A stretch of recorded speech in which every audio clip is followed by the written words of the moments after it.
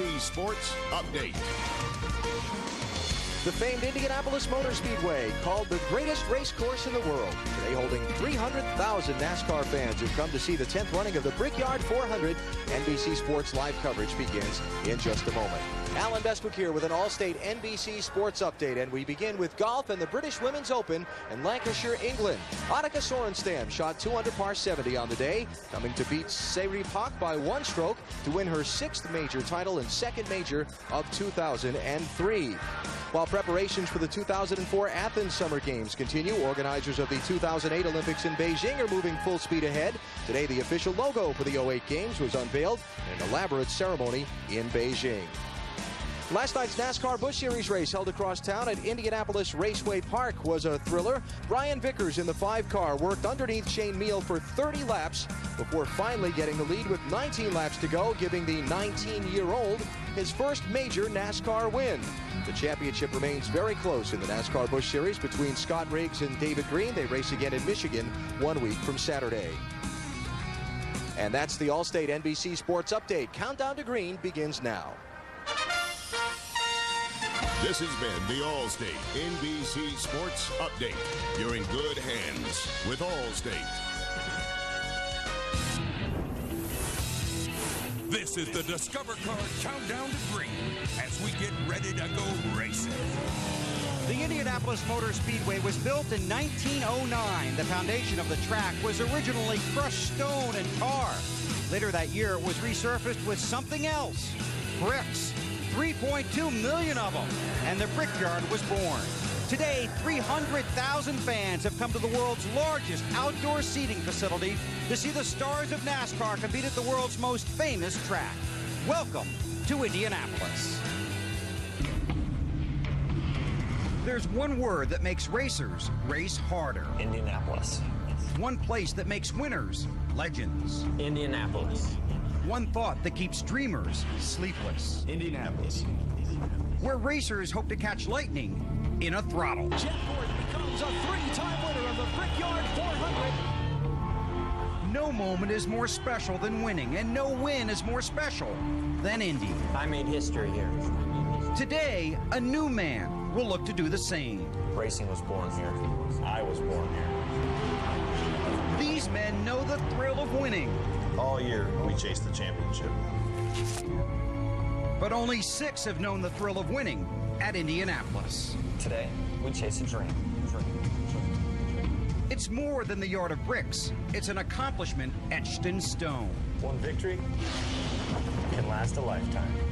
Welcome to racing's most famous stage, Indianapolis, where hearts race faster than the cars, and the true challenge is to be called champion. Give me fuel, give me fire, give me double shot of time.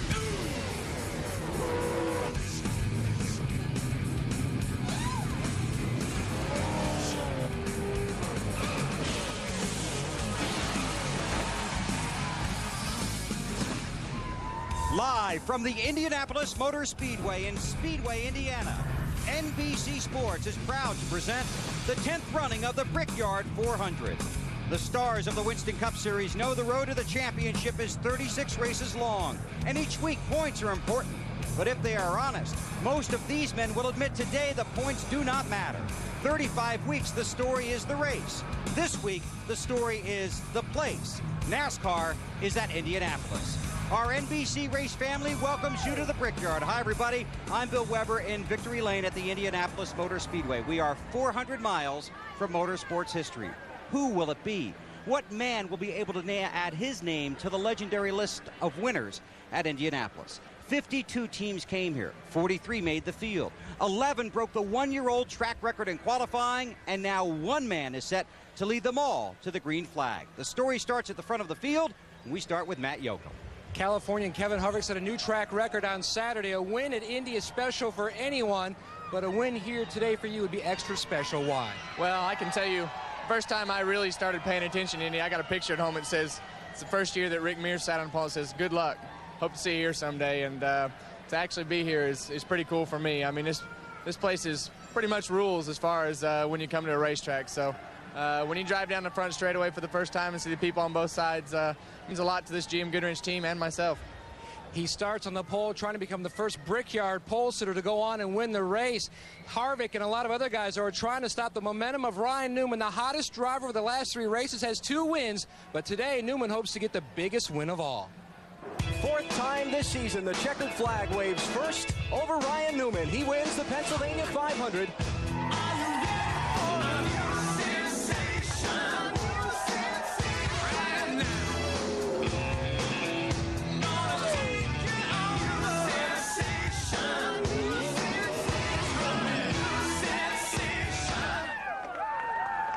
And Ryan Newman has both Indiana and open wheel routes. So Ryan, what would it mean to you to win here at Indianapolis? It'd be an awesome win. We just look forward to getting the opportunity. 160 laps is a long time, and this racetrack changes quite a bit with temperature. So we'll see if we got a good package at the end, and hopefully we will. And it would be even bigger in a week when he would propose to his girlfriend, Chrissy, on last Tuesday. Let's go to Marty Snyder. Well, Dave, last year after final practice for this race, Bill Elliott had a special feeling that he could add his name to the list of winners here at Indianapolis. Of course, he did that. Bill, do you have the same feeling this morning? That's a very good question. I got the same car. Whether it has the same feeling or not, I don't know.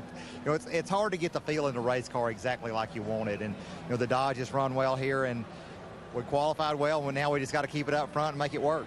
All right, Bill Elliott starts 3rd, while Dale Earnhardt Jr. starts 36th. Jr. is one of NASCAR's superstars, trying to win one of its superstar races, and there's no doubt who all these race fans love.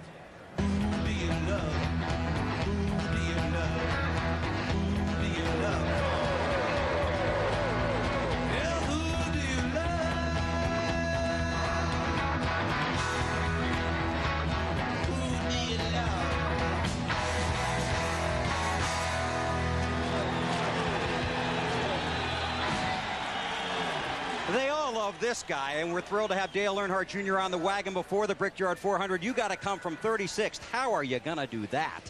Well, we got a long race, so just got to do some things on the racetrack and on pit road, too. You can do 2-tire stops and stuff like that. We've seen that be profitable here in the past. We've seen that even win races here, so that's something we can look at. But hopefully the car's good enough. I can cut through traffic and at least make the guy's job a little easier. How good is it? It's not probably the best car. It wasn't the best car in practice, but it's up there in the top 10. And I feel like we got a package that'll last longer than a lot of guys. I think I'm anticipating a lot of guys getting real tight on late runs where we can make up a lot of ground. Now, you told me on Friday you're having so much fun this year, you could almost do this every day as opposed to the last few years. Yeah, it was, when you run well, it makes everything easier. I mean, anybody can smile, but it just makes everything a little easier to come to the racetrack. Really look forward to the race weekend. Even when the car wasn't working good for us in qualifying, I just still had a good positive attitude as far as we have an opportunity to work on the car and race trim, and we got the car kind of dialed in. So I let a lot of things roll off my back that I wouldn't in the past, and so it's a little easier. My notes from last week, what is a June dog?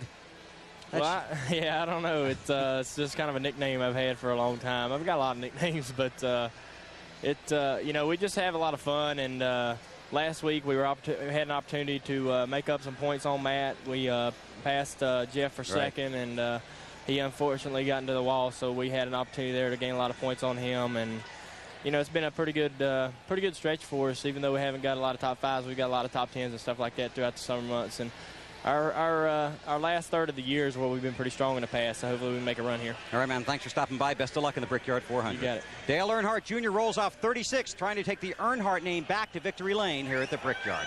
Here is a look at the NASCAR top 10 coming into this race. Matt Kenseth on top by 232 points. It's just 129 from 4th to 8th. Newman jumped from 13th to 9th. That's the first lap. Here's what's coming up as the Discover Card countdown continues from Indianapolis. For Indiana native Tony Stewart, this has been a season on the blink. Matt Yoakum talks with NASCAR's reigning champ about his professional triumphs and personal challenges. If you think drivers are often feeling the heat, wait till you meet Jimmy Watts. Nice guy, American hero. And Wally Dallenbach gets some tips from a 2-time Indy 500 champ. And this has nothing to do with driving. Those stories and more when the Discover Card Countdown to Green continues. Classic hamburgers. It's better here. Now, in the last few weeks, we've seen why you better have a good gas man get every drop in to win, and that could be the case here today. Now, that's pit road pressure. But for Jimmy Watts, gas man for Johnny Benson, pit stops are just another routine fire drill for one man that is always ready to answer the bell.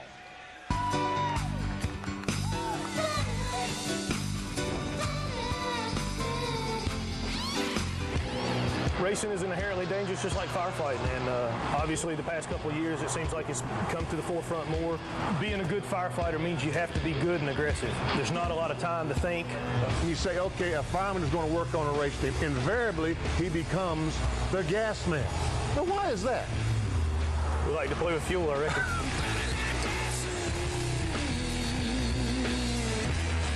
And obviously, that's going to be the first place of the fire, right? That's right. They always look at me if there's something catches on fire, so I guess it's my job to put it out, but I guess I need to put the gas can down first. And that gas can full of fuel weighs how much? About 80 pounds. So you have to chase with 80 pounds on your shoulder. It can make it a little tough, especially if you lose your balance at all. It'll start sloshing around a little bit, and you can lose your balance quick. On average, Jimmy works 2 24-hour shifts per week. These are air packs. They usually last about 20 minutes if you're working real hard. The pants have a barrier on the outside which resists flame for like 40 seconds. Presidential fire alarm 6736 Hartsel. Engine 23s 1017s. You realize the dangers that you might incur every time you go out of this station. It's part of the job. Everybody knows it when you take this job. But we also know that this is a big team. We take care of one another. When that car comes down pit road, is that adrenaline something like fighting a fire? Absolutely. When you pull up to a house that's burning, the heart's racing. You know that somebody's life could be on the line. You know that somebody's property's burning. You're full of energy. Same thing with the pit stop. When that car comes down, you get pumped up, you're ready to go. You know that if you do your job well, that you can get JB out in front and get him a good spot out and hopefully win the race. Thanks, Benny, and thanks, Jimmy, for everything you do. Now, pit road will be a busy place today. Right alongside pit road, the famed pagoda, built as a tribute to the old main control tower. It is the home for the press room and various other offices. It's the tallest building at the track, and last year NASCAR allowed spotters to use it. This year, as Dave discovered, spotting at this track, well, 2 heads are better than 1.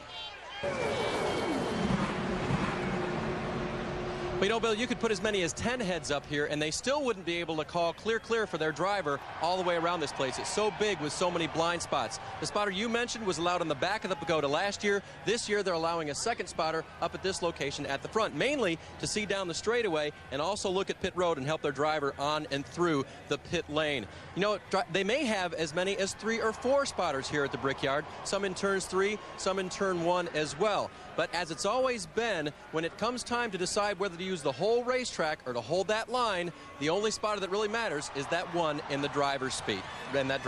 Bill? That's right, Dave. Thank you very much. Next, as the countdown continues, Tony Stewart back home again in Indiana and ready to test his horsepower against the pulse and the pride of the Brickyard. You swear that that place is a living, breathing organism that has its own pulse, has its own heartbeat. It's just one of those places that no matter anybody's there or anything's going on there, it's alive.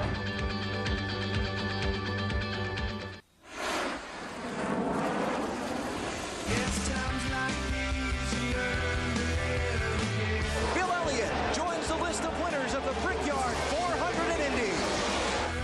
This is the greatest, man. This is the greatest.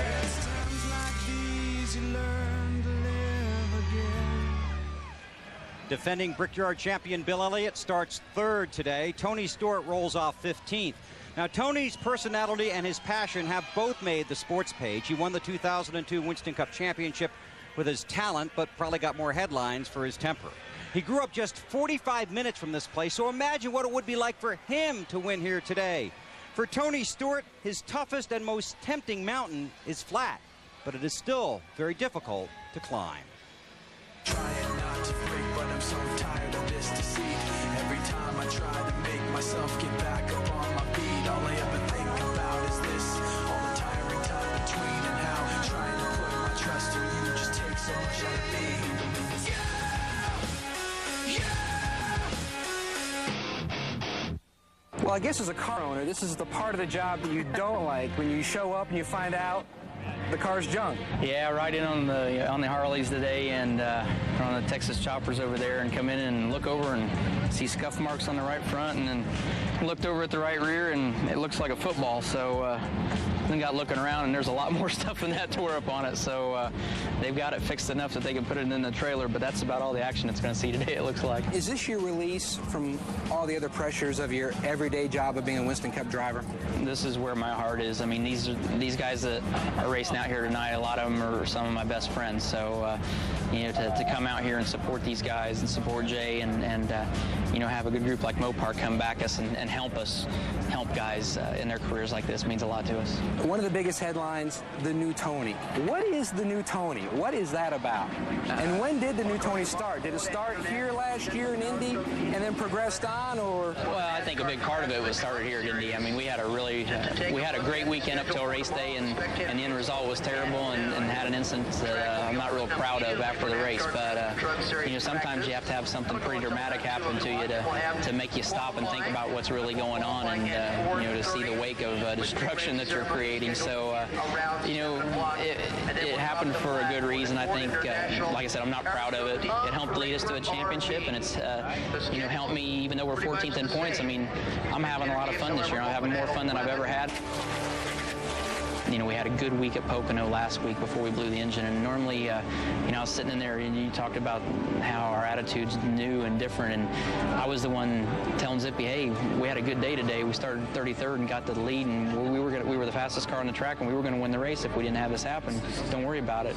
And telling Joe, hey, you know, he's got his head in his hands in the trailer. He's so upset. And I said, Joe, I said, you gotta look at it this way. I mean, the guy that's been the fastest at Pocono normally is quickest at the Brickyard the next week. So being able to kind of keep myself motivated and look at the positive side of it, and being able just to relax this week, I think I'm prepared about as good as I'm going to be prepared to win the Brickyard this year. It'd be the ultimate for our family.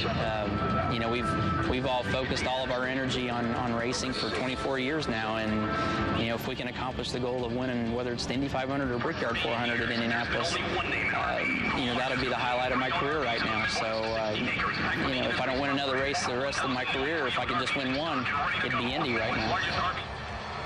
Between the Brickyard 400 and the Indy 500, Tony Stewart has combined for 9 starts. But Tony, do you still get goosebumps coming out here? Yeah, it's hard not to. I mean, this is home, so you know, it's hard to get more excited than being here. Should Bob Franke get the letters ready for Tony Stewart, Indy winner finally? Tell him just to get the box down where he knows where they're at. We'll see what happens here. We got a good car today. Our Home Depot Monte Carlo was good yesterday, and we got a little bit tight in the second session, but the clouds came and it really cooled off a bunch. So I think the way the conditions are right now, I think we're going to be pretty good. Tony Stewart trying to become the 9th different Hoosier to win a race here at the Indianapolis Motor Speedway. Bill? Growing up, Tony worked for Bob at a Dairy Queen. He's probably got those letters nearby. Wally hits the bricks next. You're watching NASCAR on NBC.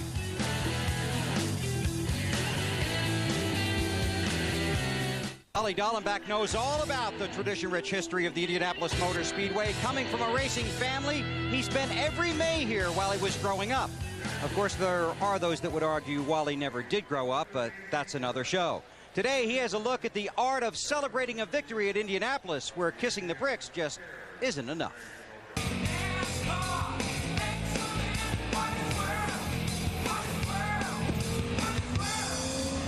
Welcome in my NBC Mountain Dew car. I got a special guest here, 2-time Indy 500 winner, Helio Castroneves.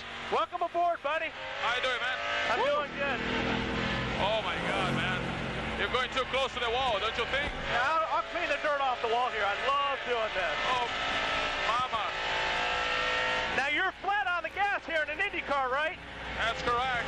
Actually, in any car, we flat out all the way to the corner. It's a little bit tough when you're going too close to the wall like that. It's kind of scary, but I'm getting used to it. Oh, wait a minute. I just scared the 2-time Indy 500 winner. Now I've accomplished something in my life. Man, you're doing a hell of a job, I tell you. Well, I'm trying to impress you as much as I can. You showed me how to get around this track here on a Winston Cup car. Now I want to show my style when I finish on the checkered flag here. Okay. Here we go, Wally. What are we doing? Now we run. We run? That's right. The crowd going crazy. Hey! There we go. Look at that. And then you climb the fence. There we go. Man, he's going. He's getting pretty good. And then we're like that. Job, Yeah. man. Thank you. Appreciate Well done, it. That's man. a good time. Woo! We'll see if anybody's climbing that fence today. Let's go back to the grid and start with Dave.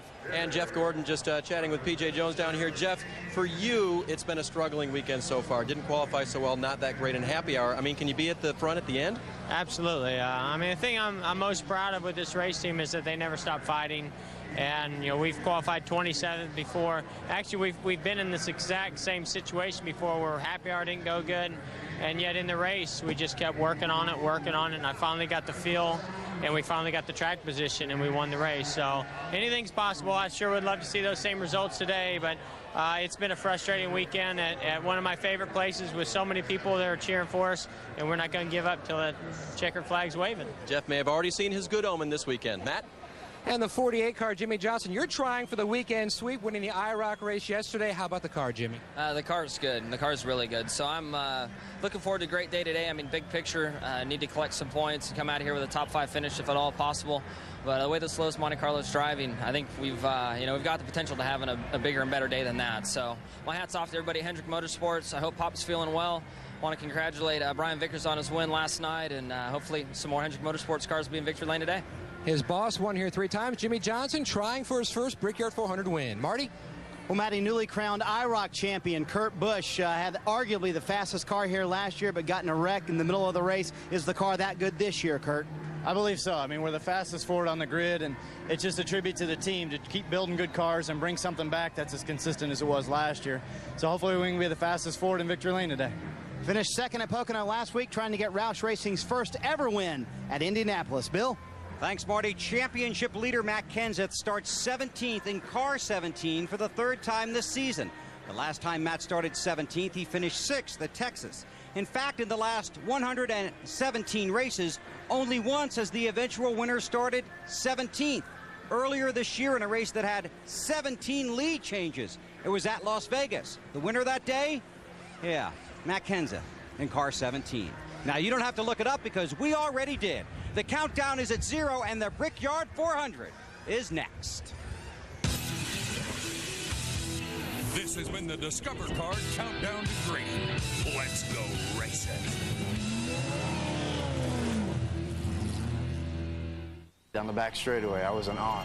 It's just the coolest place there ever was built. It's probably the only track that I ever went to for the first time and was really intimidated. Got it. I knew that night when I went home, that was one of those wins that you'll never forget. Jeff Gordon is about to write his name in the racing history books. You feel the history, you feel the prestige, and for me, I'm very fortunate where I also get to feel the excitement being a winner of that race.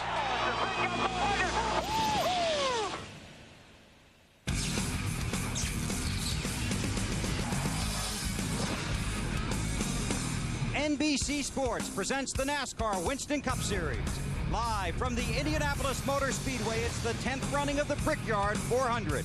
6 men have earned the honor of being called Brickyard 400 champion.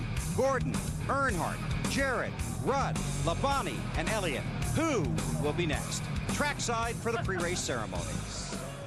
Ladies and gentlemen, I ask all of you to please stand for the invocation to be delivered by Pastor Howard Bramer from Traders Point Christian Church. God of heaven and earth, as we focus our attention on the most famous oval in the world and one of the premier sporting events of the year, may your favor and blessing be upon this, the 10th running of the Brickyard 400. May your grace result in safety for every driver, team member, and spectator. May competition and camaraderie become partners on the track and in the stands. Remind us that in the race called life, true success is measured not by what we do, but by who we are, not by what we gain, but by how we live. Thank you, Lord, for our great nation, the land of the free and the home of the brave. We're mindful of our military personnel deployed around the world, and we pray for them. And we pray, God, bless America. mend our flaws, build our character, and direct our future. I pray in the name that is above all names, Jesus Christ. Amen. Ladies and gentlemen, I ask you to remain standing, remove your hats as we pay tribute to our nation. Here to sing the Star Spangled Banner is Columbia recording artist Montgomery Gentry. Oh, say, can you see by the dawn's early light what so proudly we hailed at the twilight's last gleaming, whose broad stripes and bright stars through the perilous fight o'er the ramparts we watched were so gallantly streaming, and the rocket's red glare, the bombs bursting in air, gave proof through the night that our flag was still there. Oh, say, does that star-spangled banner yet wave?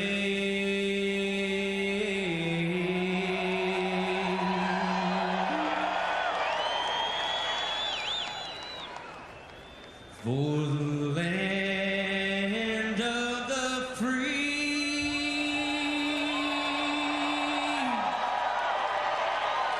and a home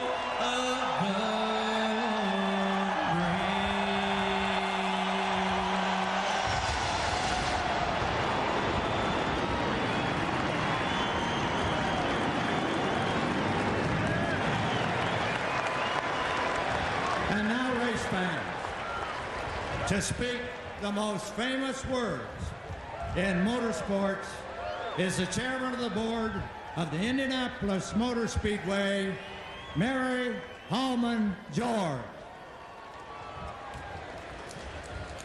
Gentlemen, start your engines.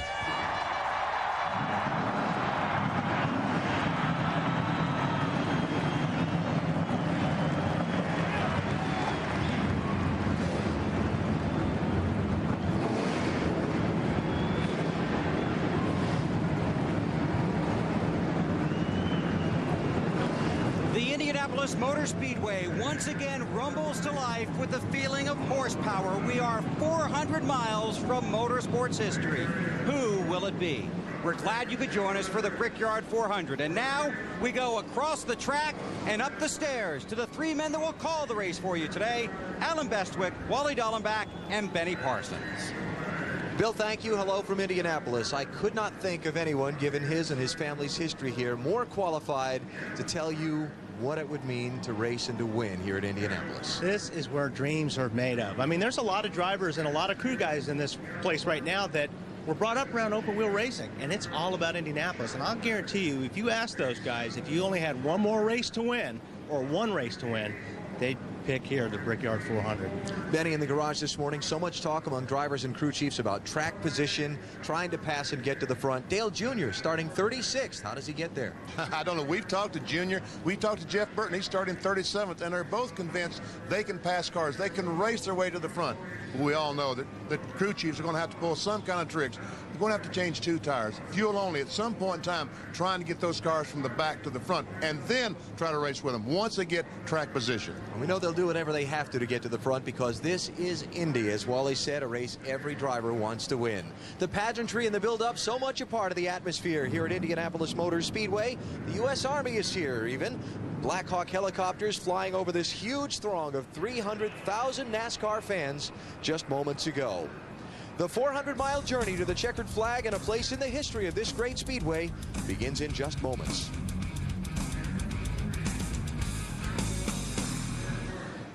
Coverage of the Brickyard 400 is brought to you by Subway. fresh-made sandwiches on fresh baked bread. Subway, eat fresh. By the United States Army, an army of one. By Ford, if you haven't looked at Ford lately, look again. And by new Smirnoff Ice Triple Black, triple filtered for a crisp, clean bite. The Indianapolis Motor Speedway, an amazing sight. 300,000 fans on the premises, 224 acres just inside the infield of this massive track, and now 43 NASCAR Winston Cup drivers in their cars on track, getting ready to start the Brickyard 400. 65! Budweiser, the official beer of NASCAR, proud to sponsor the Bud Pole Award given to the fastest qualifier at each NASCAR Winston Cup race. Kevin Harvick sped to a new track record in qualifying Saturday, earning his first Bud Pole of the season. Since 1979, Anheuser-Busch has paid out more than $8 million as title sponsor of NASCAR's Pole Award program. And now the starting lineup for the 10th running of the Brickyard 400. Harvick looking to improve on last year's 5th place finish with Ryan Newman alongside winner at Pocono 1 week ago and home state favorite here in Indiana. Defending winner of the race, Bill Elliott in row 2 alongside Ward Burton. And the Daytona 500 winner, Michael Waltrip, is in row 3. Kurt Busch, 3-time winner this season, finished 5th in his first Brickyard a couple of years ago. Joe Nemechek and Bobby Labonte, the 2000 Brickyard 400 winner, in row 4. And Jimmy Johnson won an IROC race here yesterday. He's in row 5 alongside Jeremy Mayfield. As you look at the rest of the starting lineup for the Brickyard 400, Robbie Gordon's got an awful lot of miles here. He's lined up in row 7, BP. How about we try and hook up with him? Robbie Gordon, Benny Parsons, you got me? You're a little broke up. Well, let's try this. How special would it be to win here at the Indianapolis Motor Speedway? Well, you know, it's going to be a long race today. I think if you get good on old tires, and that's what we worked on yesterday. It's going to be a fun interview. I'm going to work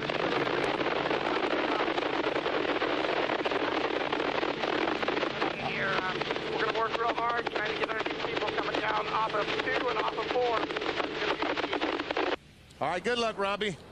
Obviously, not very good communication. It's a long way around this place. Yes, it is. Probably farther from the antenna than anybody would be all year long. Rest of the starting grid for the Brickyard 400. Row 15, Kenny Wallace, Jeff Green. That car, that one car's finished 7th here the last couple of years with Steve Park aboard. Jimmy Spencer and Todd Bodine toward the back of the field. How about Dale Jarrett, former 2-time Brickyard 400 winner, only able to qualify back in row 17. You know, on that radio deal, BP, sometimes it used to be the crew chief would have to talk to the spotter who was up on top to talk to us in the backstretch because it was so far over there. Couldn't get the reception. Drivers in provisional land had to get in via the owner points. Larry Foyt crashed in qualifying yesterday, but got one of the final spots in the field. And the final place on the grid went to Derek Cope, former Daytona 500 winner. Here's the heartbreak list. Those who came and were unable to get into the field for this race, including Ken Schrader, breaking a long streak of consecutive starts that goes back to 1984. And speaking of heartbreak, how about John Andretti? Qualified 11th in a Dale Earnhardt Incorporated car. They found a problem with the engine this morning. He's got it dropped to the back of the field because they changed motors, and that violates NASCAR's one engine per weekend rule. Getting word that Elliott Sadler left a little bit of oil or something underneath his car when he pulled away from his position on the grid, which was along the front straightaway here. Wow. Well, a lot of oil. Quite a bit of oil. That's what we saw. I saw that sweeper on the racetrack and wondered what that was all about. That's fuel, I believe. I think that's gasoline rather than oil.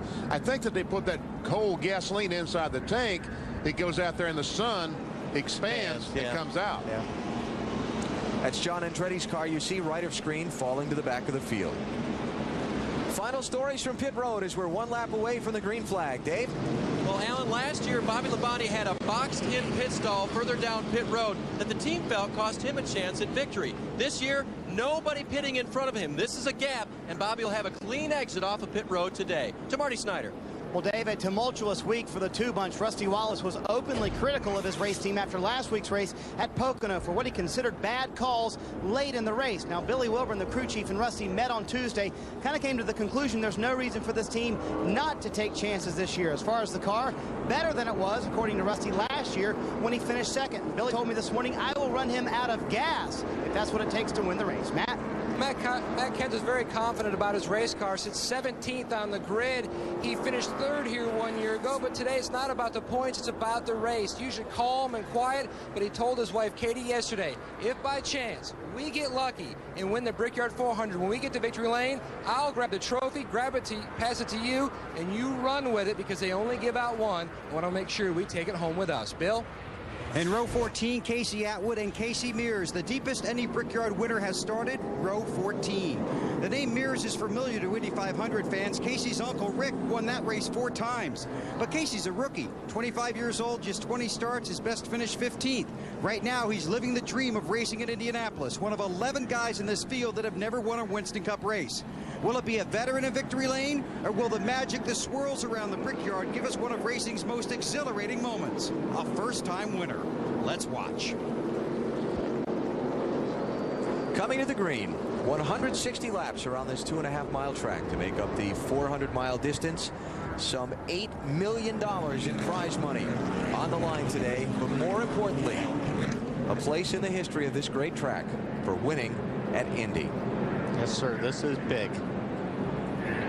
The canyon of fans that presents itself to the drivers coming down the front straightaway. They all talk about it, what a thrill it is to go racing down with grandstands on both sides of the track.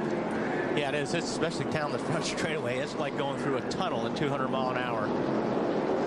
Ready, BP? I'm ready. Can these two cars get side by side through turn 1? I believe they'll at least try. Pace car is off. 300,000 fans are on their feet, and the 10th running of the Brickyard 400 is about to get underway at Indianapolis.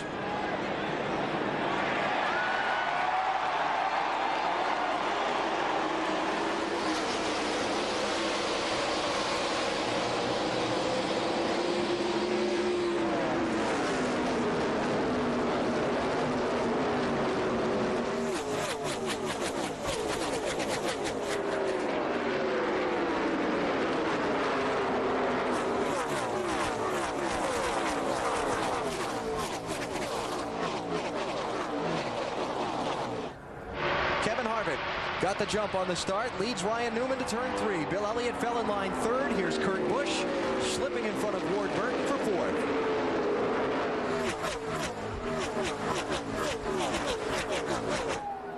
It's one of those racetracks. You really need to get in single file as fast as you can, because if you run side by side like these guys in the back, the guys that are single filed out in front of you are going to leave you. And those guys in the back, look at them. Here comes Jeff Gordon trying to get on the inside. They know they need to get to the front as quickly as they can.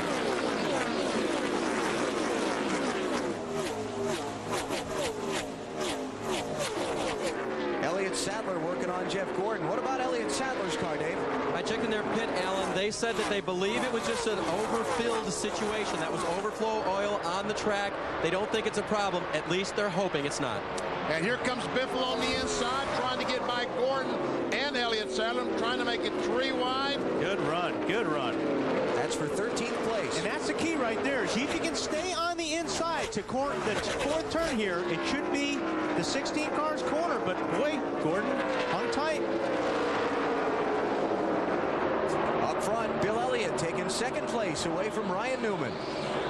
And when you talk to the guys in the garage here this morning, that was a car number that you heard a great deal about. Car 9 is really fast today. Car 42 is really fast today. Matt, how about the 9 car? Benny, one thing that this team learned in the final practice session yesterday was something they struggled with last week at Pocono.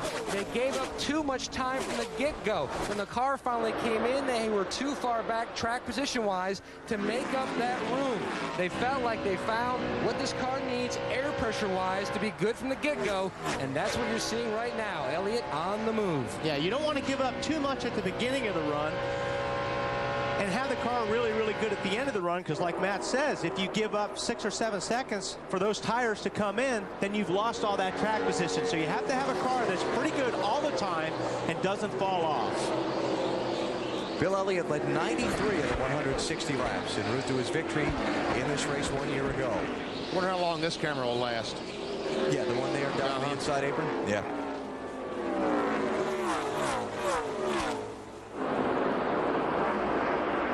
Check out some top speeds here.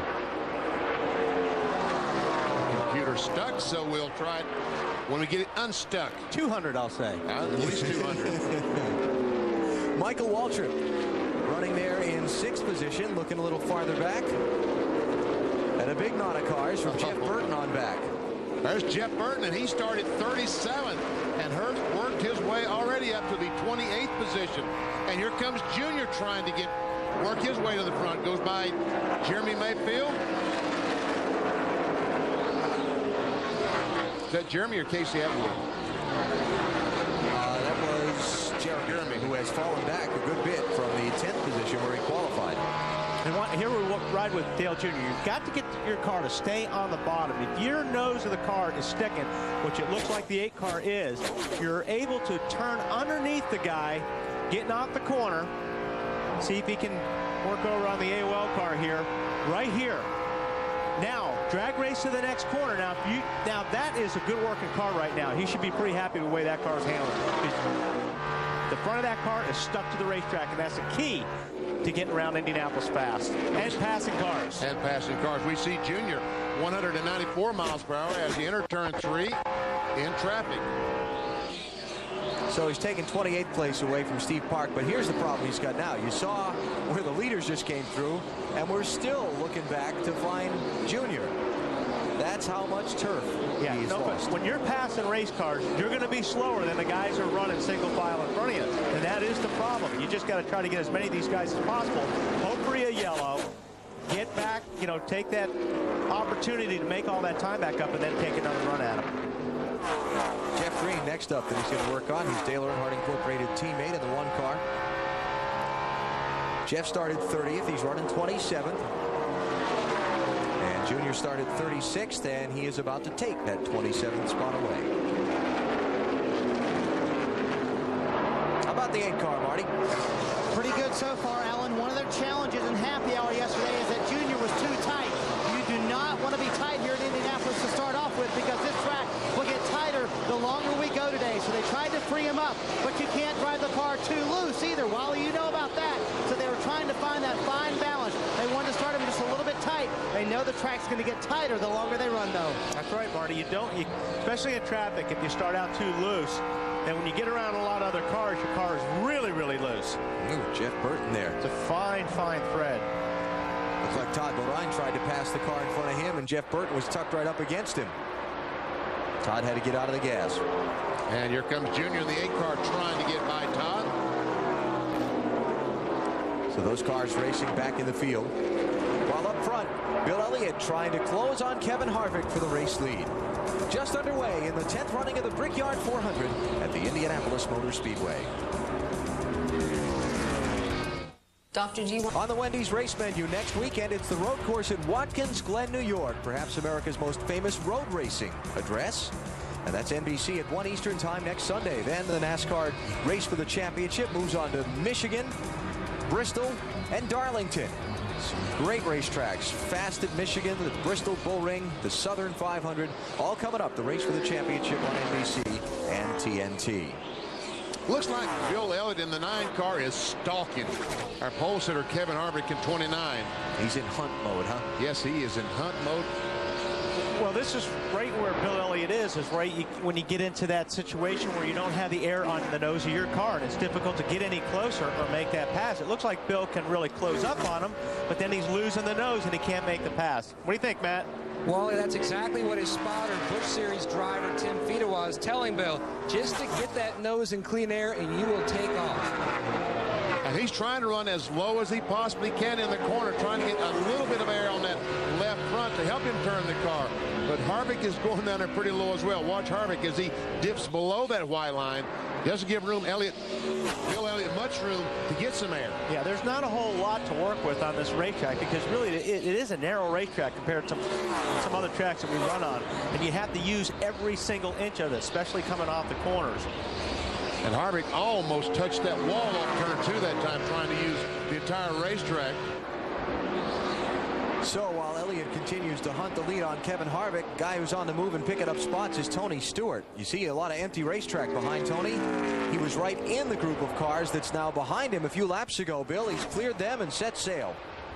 He has moved to the front from his 15th starting position, continuing to pass cars, but he did call in that the engine is popping.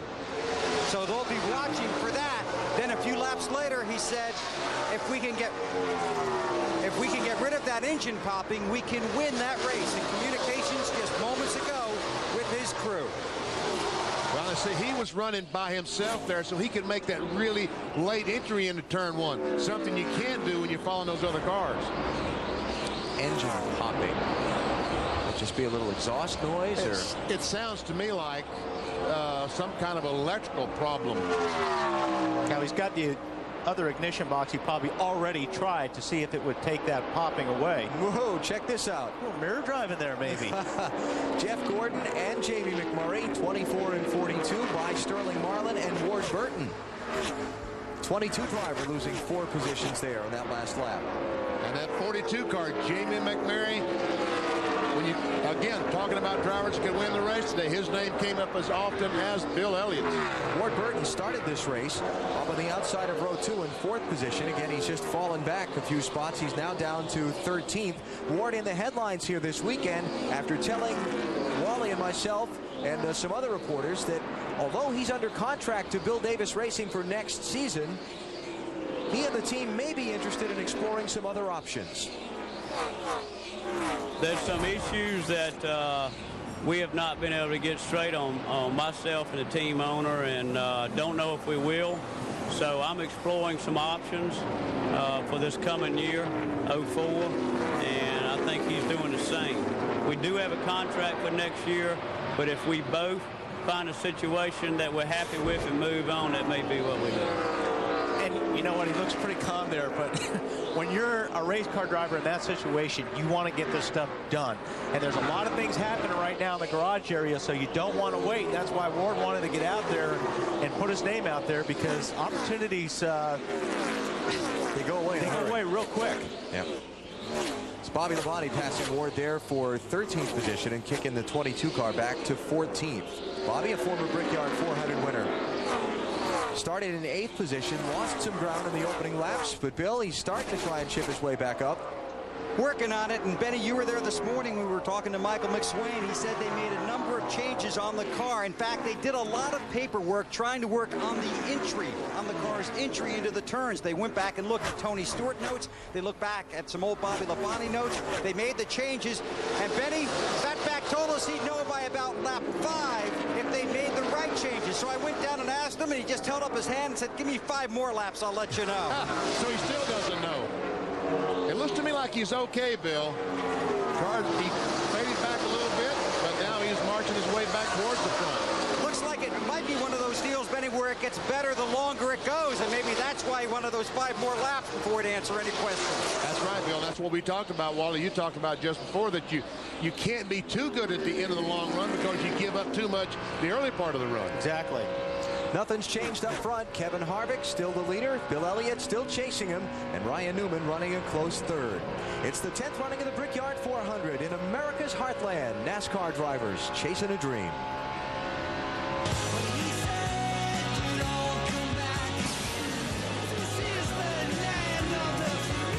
When you drive down the front straightaway for the first time and see the people on both sides, pretty much rules.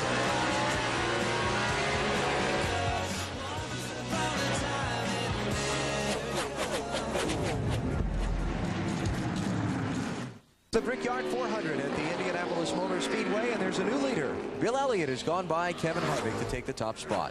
Guess Bill finally made a run at him. Got that nose underneath the car. Actually, the 29 car got a little bit loose. And Bill Elliott took advantage of it. Watch here, going into turn 1 here. See, the 29 car gets a little bit loose right in here. And that's where you see Bill Elliott really takes a jump at him and then gets a nose underneath the car. Almost lost another spot here to Ryan Newman because he was fighting with Bill Elliott on the outside, and Newman tried squeaking down the inside. But Harvick had the momentum there on the outside and kept the position. In the meantime, while these guys were racing, look who snuck up behind them. And who's moved into third spot.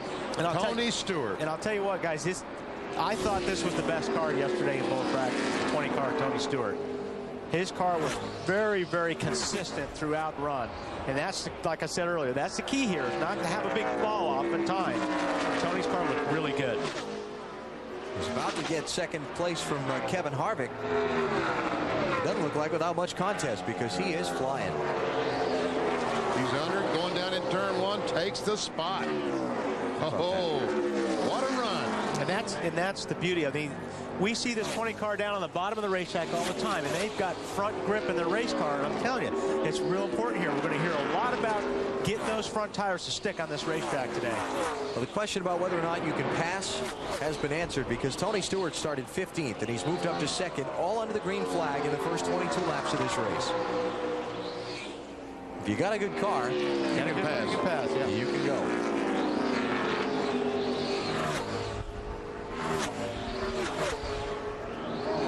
So Stewart now has a deficit of a second and a half to make up to catch leader Bill Elliott as you see his scoring serial.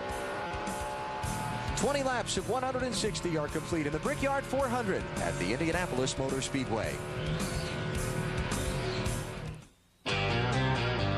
Fans have just leapt to their feet at the Indianapolis Motor Speedway. Tony Stewart has just passed Bill Elliott for the top spot in the Brickyard 400. It looked easy, too. And not only did he pass him, he just, in one straightaway, is driven away from him. Going down in turn one, Stewart gets that position on the inside. Nothing Elliott can do except, okay, Tony, go ahead. And for him to pull out where he did, BP, that's horsepower right there. Those Gibbs cars are making some big horsepower. I saw it in Pocono, and you can see it right there. When you can pull up on a car and pass them before you get to the corner, that's ponies. There's a but that goes on the end of your statement there. They got to go the distance. That's right. Last weekend they were making big horsepower at Pocono, another similar flat 2.5-mile track, and the both engines blew up before they got to the checkered flag. Did they make it 400 miles, though? I don't think Tony made it 400 miles. Bobby Labonte might have. Okay, well, I can look that up if you give me a second. I'd love for you to look that up. All right, we'll do that. But Tony Stewart is now the third different driver to lead the Brickyard 400. Interesting, in last year's race, Bill Elliott led 93 laps. Tony Stewart led 43 laps. That was 136 of the 160 between them. Now, Jimmy Johnson, Robbie Gordon here. It looks like, what's that coming off of, BP? Is that off a... Robbie got loose there. Oh, man. And the 48 car was right there. That was really nothing intentional. That was just Robbie saving the car. On board the Lowe's car, and we'll see all that smoke. And I tell you what, we saw that last week at Pocono as well when Jimmy Spencer and Greg Biffle made contact, and Biffle gets a flat left rear tire. So hopefully that did not happen to Robbie Gordon. Or another thing is it didn't mess up Jimmy Johnson's right front fender. Because I'm telling you, folks, fenders are important here. Those fenders being perfect is what's helping pushing the front of these cars down in the racetrack to giving those front tires grip. And if you bend them in, that hurts that. Robbie Gordon running in 9th position. That's Jeff Gordon just ahead of him, who followed his team car, Jimmy Johnson, through. So Johnson running 7th, Jeff Gordon 8th, Robbie Gordon 9th. And a couple things to mention. Ward Burton came down pit road a moment ago for a stop. That was at lap number 22. Terry Labonte thought he had a tire going flat. He stopped at lap 23. And now Jeremy Mayfield and Kevin LePage have made very, very early green flag pit stops. Is that Kenny Wallace in there too now? Yeah, Kenny Wallace on pit road now too. So, but these stops are way early.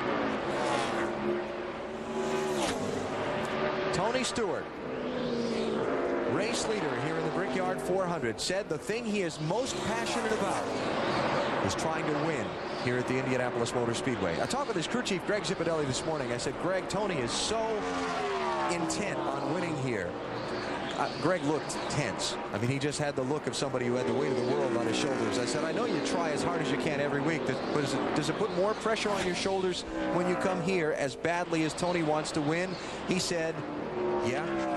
This is different. This is a different place. This means a lot. Like I said, there are certain guys in this field that this is the Indianapolis Motor Speedway, and this was the event. This is the racetrack, and there's a lot of pressure on drivers. What do you think, Bill Weber? Well, just about what's going on here so far today. Remember, he had that popping sound? That was when he was not at full throttle. Well, a few laps ago, he changed ignition lapses. That got rid of the popping sound, and then he called his crew before he passed Bill Elliott and said, send a note to the front and tell him I'm on my way. He's already there. Note has been delivered, Bill. So it was the ignition box that was causing the popping.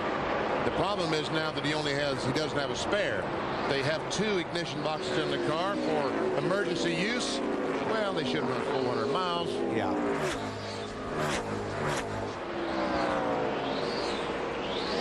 So Bill Elliott now 3.2 seconds behind Tony Stewart in second place. By the way, the answer to your question, Bobby Labonte did make it past 400 miles last Sunday. This car for Tony Stewart came within 17.5 miles of 400 before they had their problem. Well, one thing different about here in Pocono is you're shifting at Pocono, you're not here, so you're not abusing the motors as much at the Indianapolis Motor Speedway as you do at Pocono.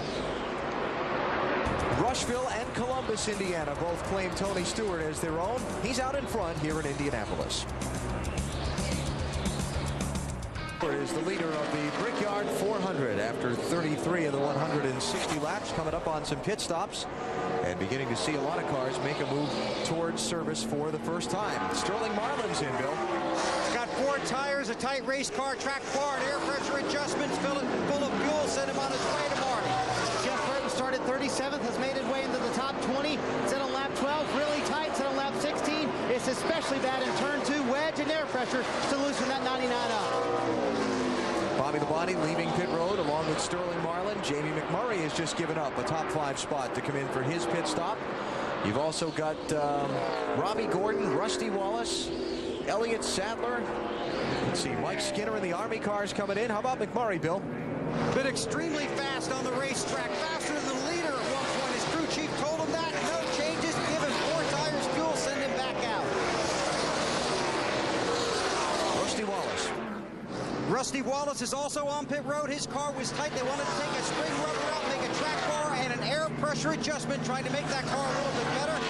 Rusty has Roger Penske starting for him in turn 1, in addition to the other spotters that Dave talked about on countdown to green. A little bit of trouble on the left rear. Here comes the leader, Tony Stewart in, Bill. And he has told his crew, good car, no changes. Comes to a stop inside the box. The official counts the men over the wall, make sure that's legal. Right side tires go on. The fuel can weighing about 80 pounds, filling the rear of the car.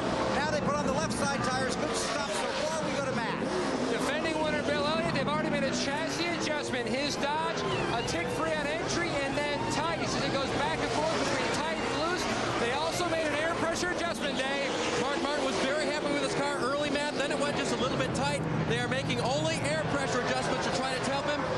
Trouble on the track. Alan? It's actually on pit road. Dale Jarrett is turned around and facing the wrong way on pit road. Marty, what's up there? The team actually chose this pit stop because they had so much room, but this morning they met together and told DJ it was going to be very tough to get to pit road. I talked to a spotter, Bob Jeffries, as you see Jimmy Johnson slide to a stop. We're trying to slow down a little bit. He said that was going to be DJ's toughest task. This is the first pit stall at the end of pit road. He had to get low down, then got spun around. Too much rear brake in the car, probably, wouldn't you say, Wally? Yeah, that's especially if these cars are tight here, Marty. If you've got a tight race car, you're going to dial rear brake in to help loosen the car up. But you've got to remember that when you're making pit stop, because when you come down pit lane and jump on those brakes, you've got a lot of rear brake in the car, and that's going to spin you out. The caution is coming out. The caution is coming out because of the situation on pit road involving Dale Jarrett's car. There is apparently a crewman down there, and they are putting the caution out so they can close the pit road. Well, I wonder if any of these cars, we've had cars. We got the guy right there along the wall there that they're working on.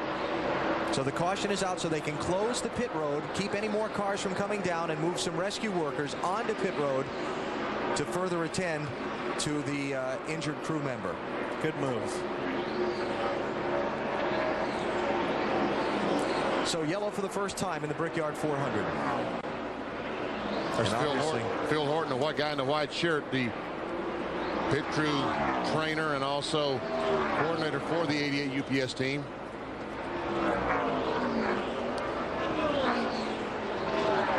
And we'll obviously find out more details on the situation as soon as it becomes available to us and pass it along to you. Yeah, that's just too much rear brake in the car right there. Man, that's a scary situation. Oh, my goodness. Look at the jack. Look at the jack, and they're going toward the, and the official just calmly, but look at the damage to the right front. That's from hitting the wall. Get into the wall there, yeah. And when you're sitting there as a driver, you don't want to play anymore right now. You're feeling for that guy that's laying on the ground, your car's tore up, and your day is just about over. You're going to be a lap or two down, and that really, you really feel bad in a situation like that. So again, pit road is closed and the caution is out because of the Dale Jarrett accident in his pit stall. Further details as soon as we can get them. For now, you're watching NASCAR on NBC.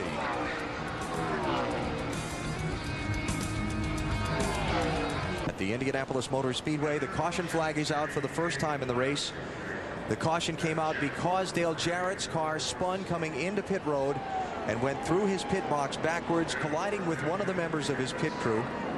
We're waiting for NASCAR to confirm the identity of the pit crewman for us, and we'll get any status that we can on injuries as soon as possible. Jeff Gordon is, yeah, go ahead, Benny. Pit road is closed, but Jeff Gordon, he doesn't have any choice. He doesn't have any choice, does he, Bill? Had no choice at all. In fact, they'd already alerted Jimmy Johnson that they might have to push him if he ran out of fuel. Now, Matt Kenseth is still out on the track. He may already be out of fuel. Meanwhile, Gordon is on pit road. Said his car was a little loose, but good in traffic. Make a chassis adjustment, give him 4 tires, and watch for this all day. Get as much fuel as you possibly can into these cars. This could be a fuel mileage affair down the stretch. You want to get every mile you can. They'll have to go to the tail end of the longest line for pitting when pit road was closed. And that today could be a long, long ways back. Man, oh man. And that's one of those things we talked about earlier, BP, the track position.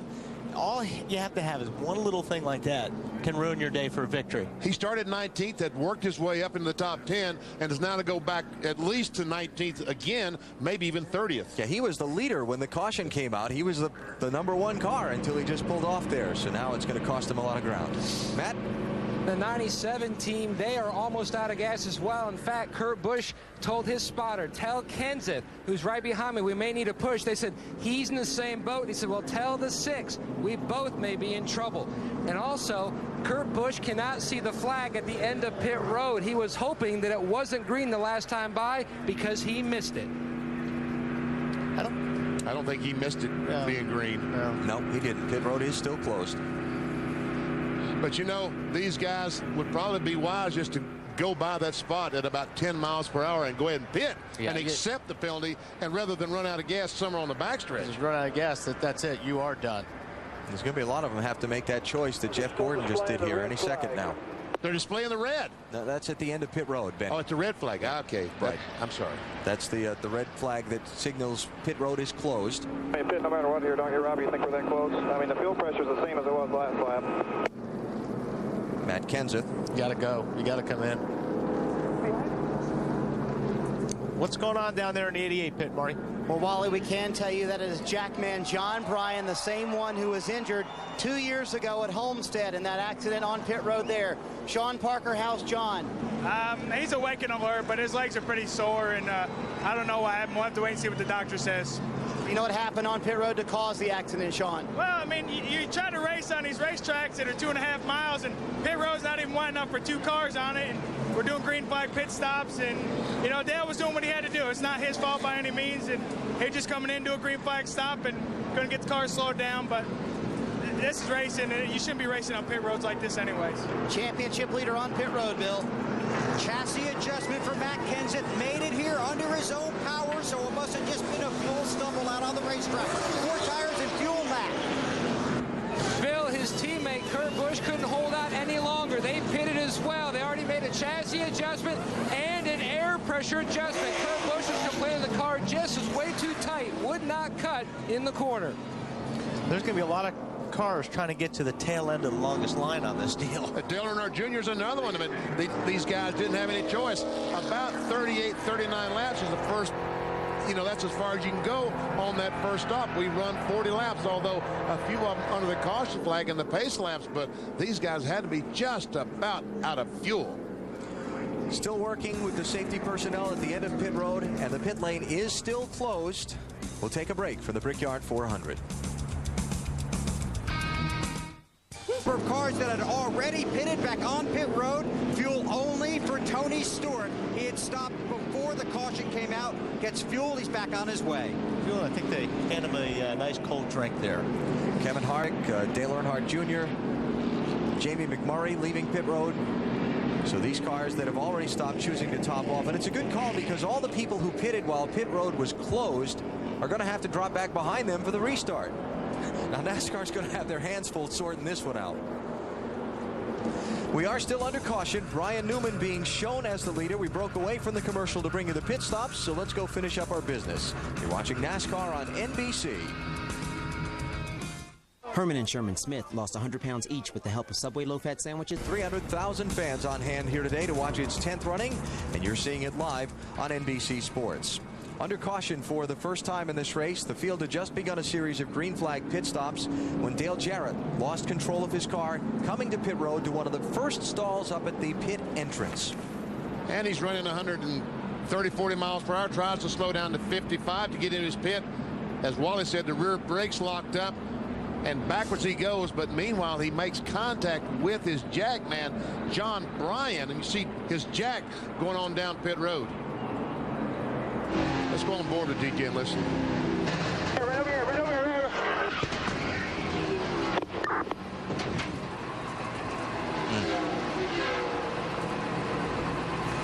Of course, John Bryan was involved in a very scary and injured in a very scary pit road accident at the Homestead Miami Speedway a few years back. Casey Atwood in that red 19 car comes out of his pit, and Ward Burton exits his, knocking Ward's car right into what was then the 28 pit crew. John Bryan and Bobby Burrell were injured in this accident. Fortunately, both recovered. And go ahead. And go ahead. Yeah, I was just going to say, and you know, when you're coming in for green flags, normally it's better for, you know, as a driver, you want to come in because it's more room. When you come in under the yellow and everybody comes in at the same time, that's when the pits are crazy. But normally it's a little bit better when it's green flag. Marty? Well, I talked to John Bryan actually for a long time this morning standing in this pit stall, and he talked about how worried he was about how narrow these pit stalls are. Here at Indianapolis, 14 feet 6 inches all the way across to the yellow line, which the Winston Cup cars are allowed. Most pit boxes at normal racetrack are 18 to 19 feet. Doesn't allow anyone much room to work, especially the jackman. But this was not a case of that. John also said that safety of guys on pit road is the responsibility of the driver, not blaming what happened on Dale Jarrett. Dale didn't have much to do because he had the first pit stall coming in on pit road. So a lot of things came together to make this happen. But John was worried about the safety of all the people on pit road before this race even started because of these narrow pit boxes here at Indianapolis. You're right, Marty. Most of the guys that are on pit lane hit that line where Dale Jarrett is pitting at 50 or 55 or whatever the limit is. He's got to hit that thing and stop. So he's really charging that pit. That's a difficult pit. You know, that's not one of those places normally you want to pick, except for it's empty getting in, so you've got a clear spot coming in. Marty was talking about 14 feet 6 inches to the yellow line. We're talking about in here, the yellow line from pit wall out to the yellow line. And what's unique about this place, you've got that pit wall that separates the pits and the racetrack, where there's a lot of other racetracks where you have room in case you need to get away from somebody pulling out of a pit. You can get in the grass a little bit, but not here at Indianapolis. And of course, the accident at Homestead that we showed you a few years ago was responsible for crew members being required to wear helmets on pit road now. And Bobby Burrell, you talked about, is changing the tires on the Zero car today. The field is coming to the restart. You see Jeff Gordon being passed by a number of cars. As Dale Jr. The people who came in while pit road is closed have to restart at the end of the line, so they're trying to get them all lined up in the proper order. Our NASCAR Busch Series update. Thrilling race last night at Indianapolis Raceway Park. Short track across town. Brian Vickers with his first NASCAR Busch Series win. Driving for Hendrick Motorsports. Congratulations to him. and a tight championship race. That is tight. Very tight. As they head to Michigan a week from Saturday. Carl Edwards, the Missourian, with his second win of the season, driving for Roush Racing. Also at IRP that Friday night, and another great championship fight for the NASCAR Craftsman Truck Series. Marty.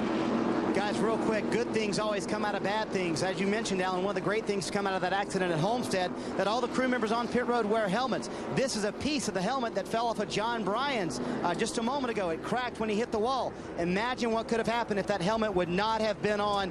Just so thankful that we have these today. And that's actually part of the visor, isn't it, It is a part of the visor, the front visor on the right side, Wally. Getting set to go. There you see the retard line.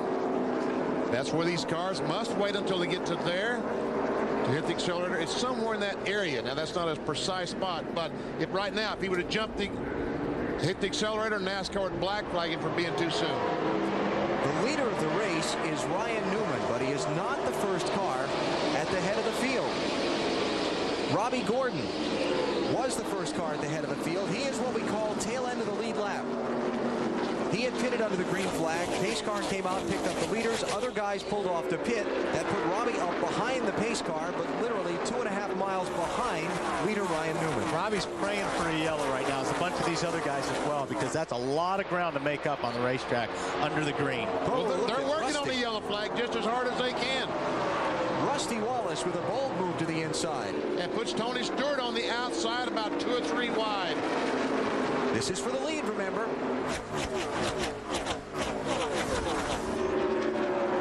Newman, Wallace, Stewart, Jimmy Johnson, Kevin Harvick, Bill Elliott, they're all mixed up in that pack of lap cars. And Tony was caught behind the 91 car. Now he goes on the middle, 3 wide down the front stretch, and blows by Rusty Wallace. But here comes Rusty back. Well, that was actually pretty nice of Rusty. He didn't need to give him that room, but he did pull over way down to the left, gave Tony Stewart the room to get in there. Could have blocked him behind that car. There's that caution flag. John Andretti, hard contact with the wall. We just got turned and got the left rear pushed down. John was running 18th. Trying to get it refired and drive back. Now this is what Robbie needed, and a lot of those cars needed big time to get back in the race. So they need to get to the start-finish line and the caution flag in front of race leader Ryan Newman. That's Newman in the 12, and all those cars in front of him are going to get to come back around and make up 2.5 miles when the pace car comes out in front of the 12 car. That's a free pass. For 2.5 miles. Wow, how cool is that? There's a lot of yoo-hoos going on in those race cars right now. They're happy boys. That's going to put 37 cars on the lead lap now. I mean, the problem is, once you get a lap down, winning is impossible. Almost here. You're right, BP. So what happened to John Andretti? He got turned, according to the spotter. And yeah, they got bottled up. Looked like Matt Kenseth and Michael Waltrip were kind of bottled up down there. And 81 jumped on the brakes, and I didn't catch who. 74. Tony Raines. Tony Raines got into him.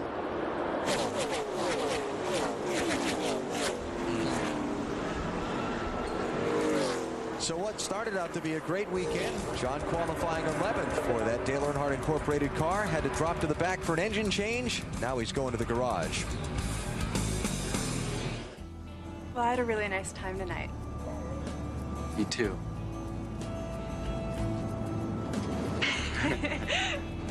Well, I guess Team won the McDonald's drive-through pit championship, fueled by Powerade at Pocono. Their car spent the least amount of time on pit road among participating teams in last Sunday's race, their third such victory of the season. Michael Waltrip's team continuing to lead the season-long standings in the McDonald's Powerade pit crew competition. That's going to make some nice DEI conversation, those two guys leading the challenge. Marty? And guys, a very beneficial caution for Dale Earnhardt Jr. last time. They had left a lug loose on the right rear. He immediately said, guys, we got a vibration and a problem. Came in, put 4 tires on, vibration gone now. Well, that's dodging a bullet. Oh, man. Because that would have been a big problem. He'd have to come back in. that wheel would fall off eventually. And if he did it under green, he was going to be way behind. Yes, sir. Dale Earnhardt Jr. in 27th position now as we continue to clean up from the crash involving John Andretti. Ryan Newman leads. You're watching NASCAR on NBC. I've got to trust 100 people. 1900s, the Indianapolis Motor Speedway, the most famous race course in the world. Today filled with 300,000 fans to see the Brickyard 400's 10th running. All right, let's take a look at our singular race talk poll question. We want you to vote. We thought this would be an appropriate topic. Which Indiana native has the best chance to win today's Brickyard 400? Unfortunately, we can eliminate one of those from the list. If you pick D, not a good pick right now. Yeah, John Andretti in the garage after being involved in an accident here moments ago. Cast a vote, and we shall see whom you think will have the best chance momentarily. Got a good shot the way they're running. First, second, 11th. And 36 for Tony Raines. Yeah, first try here at Indianapolis for Tony, the rookie driver. Ryan Newman and Tony Stewart 1-2. I know I've got my pick of that group. Want to write it down? I'll see whether you agree with the rest of the fans. You already know my pick. Yeah. Yes, I do. Coming to the green.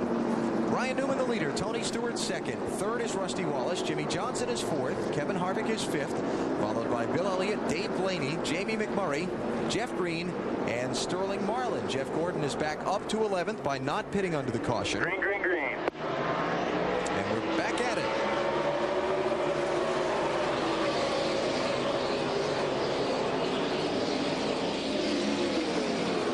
Rusty Wallace caught a tough break. Having to go by the lap car on the outside down in turn one, lost 3 or 4 car lengths. Tony Stewart. Here he goes for the lead. Now we'll see some horsepower. Wow. Orange is the color of the day. Here at Indianapolis, listen to the crowd.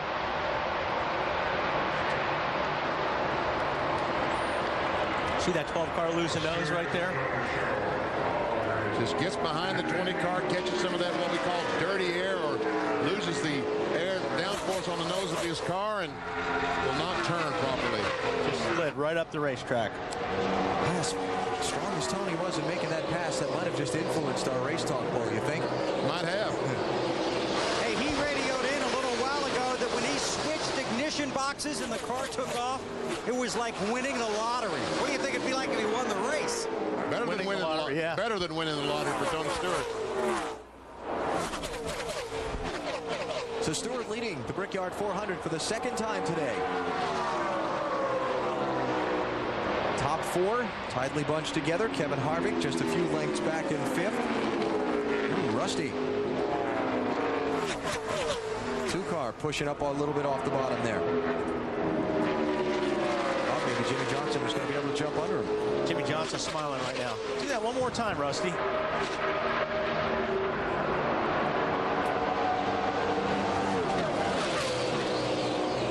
Approaching 200 miles an hour as they barrel off into the corner. A lot of the guys talk about a difference between turns 1 and turn 3 here. A lot of it visually because of the grandstands on both sides of the track. It is, Alan, because when you drive down the straightaway going into turn 1, you've got the grandstands on both sides. You cannot see into turn 1. You only see it when you get there. Where turn 3, you can actually see through the corner when you're driving down the backstretch entering turn 3. So it's a little bit less intimidating.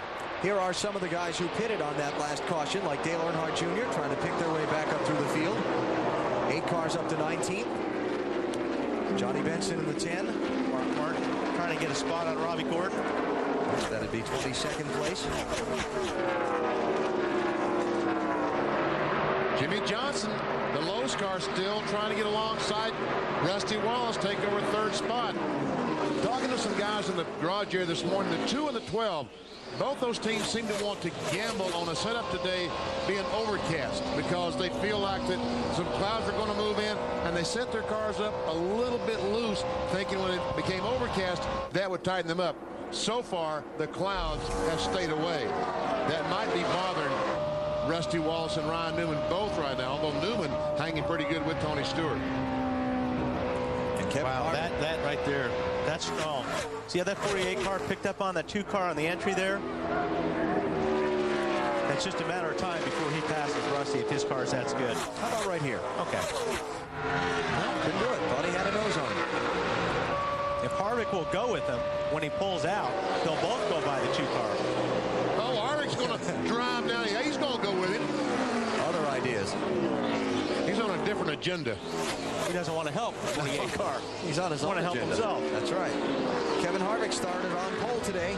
Led the opening 17 laps before getting overtaken by Bill Elliott for the lead. Work with me. We'll get by the 2. See what he's saying? Yeah. Help me, man. When I pull out, we'll both go by.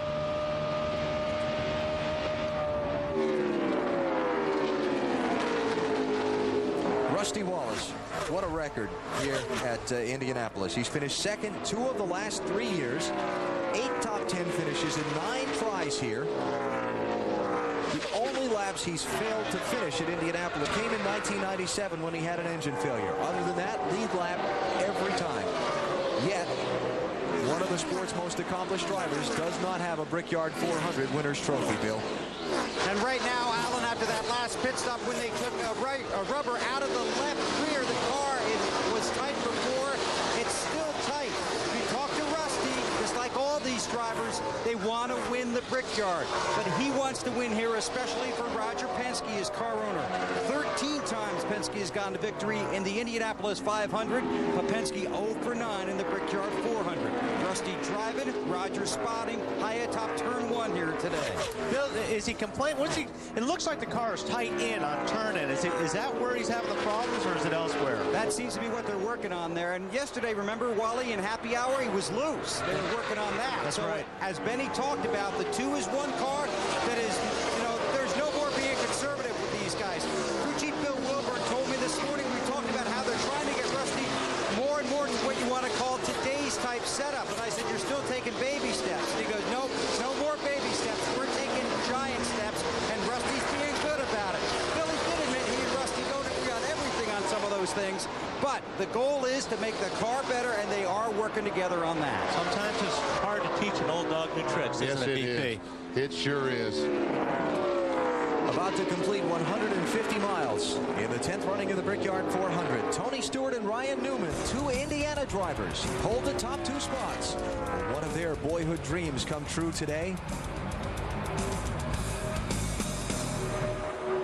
Back home again in Indiana, Tony Stewart continues to lead the Brickyard 400 after 61 laps.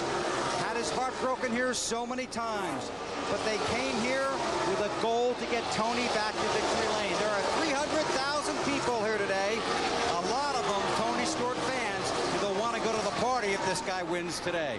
Tony Stewart continues to lead. Let's take you through the field. We'll start with that 20 car. We told you a few moments ago, he said when he switched ignition boxes to get rid of that popping sound on the motor, it was like hitting the lottery. He's leading right now. Behind him, the 12 of Ryan Newman. The car not bad right now. It's tight in turns 1 and 2, but okay in 3 and 4. As for Rusty Wallace, the car is a little tight. They took a rubber out of the left rear on the last pit stop. Still tight for that Miller Lite Dodge. Matt? Jimmy Johnson still trying to work on Rusty Wallace's car. Back on lap 36 was extremely tight. They made an air pressure and track bar adjustment. It has helped to free the car up, but he still can't make his way by the 2. Meanwhile, the 29 of Kevin Harvick, his car has gone to the tight side.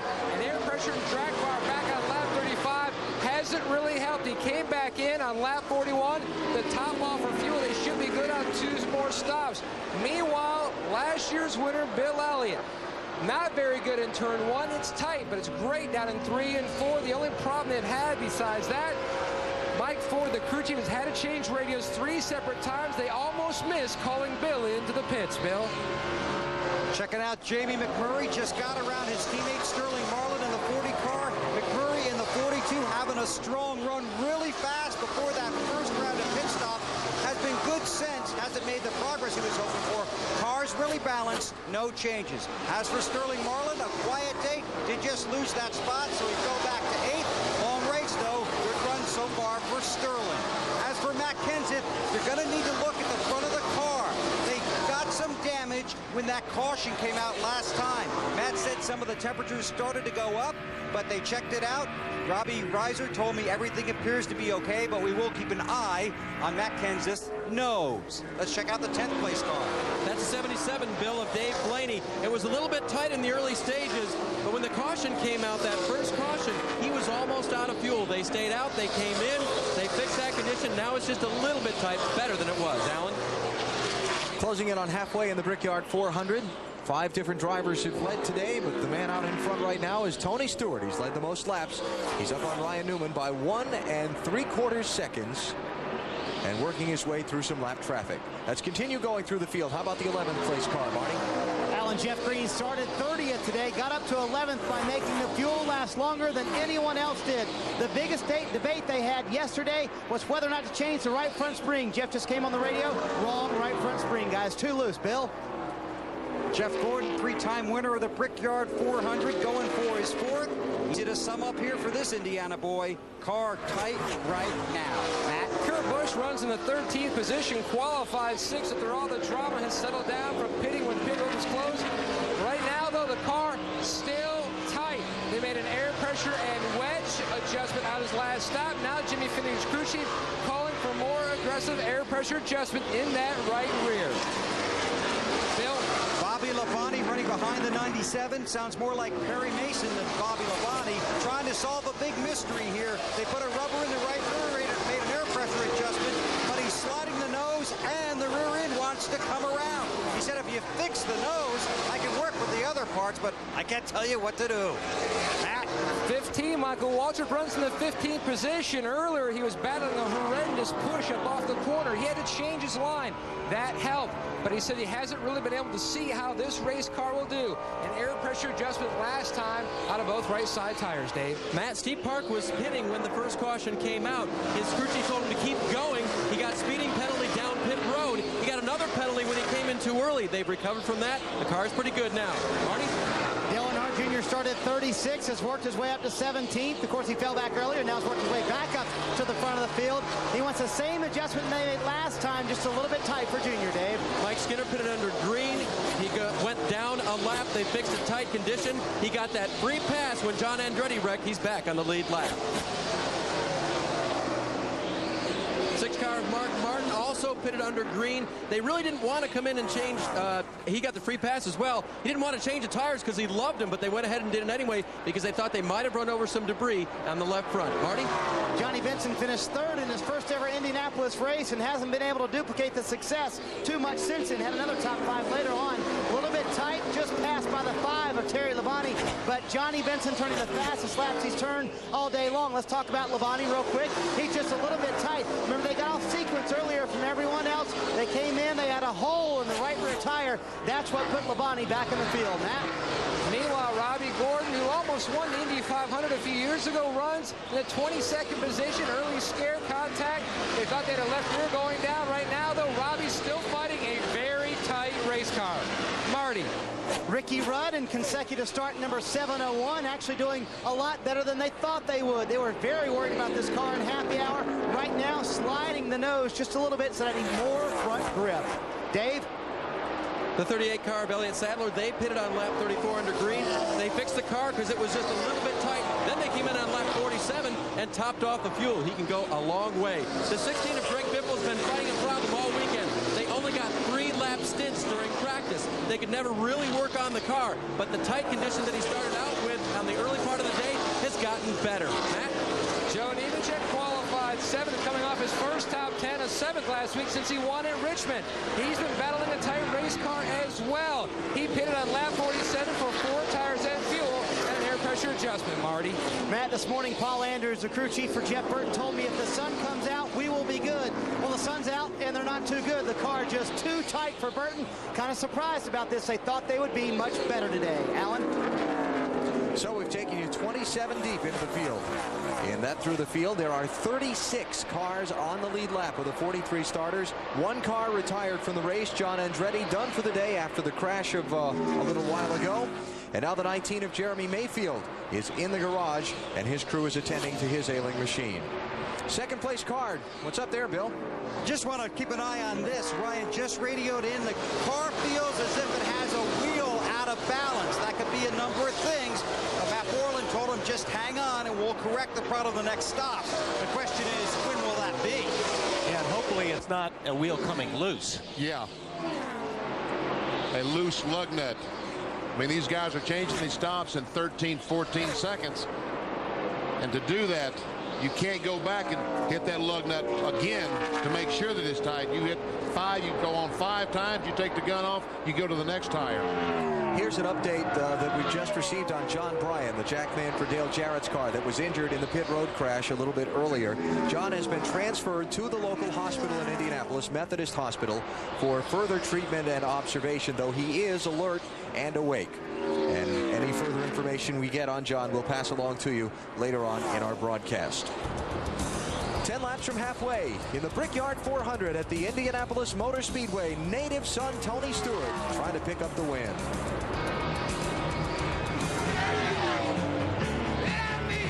You know, if we can accomplish the goal of winning the Brickyard 400, then, you know, that'll be the highlight of my career right now.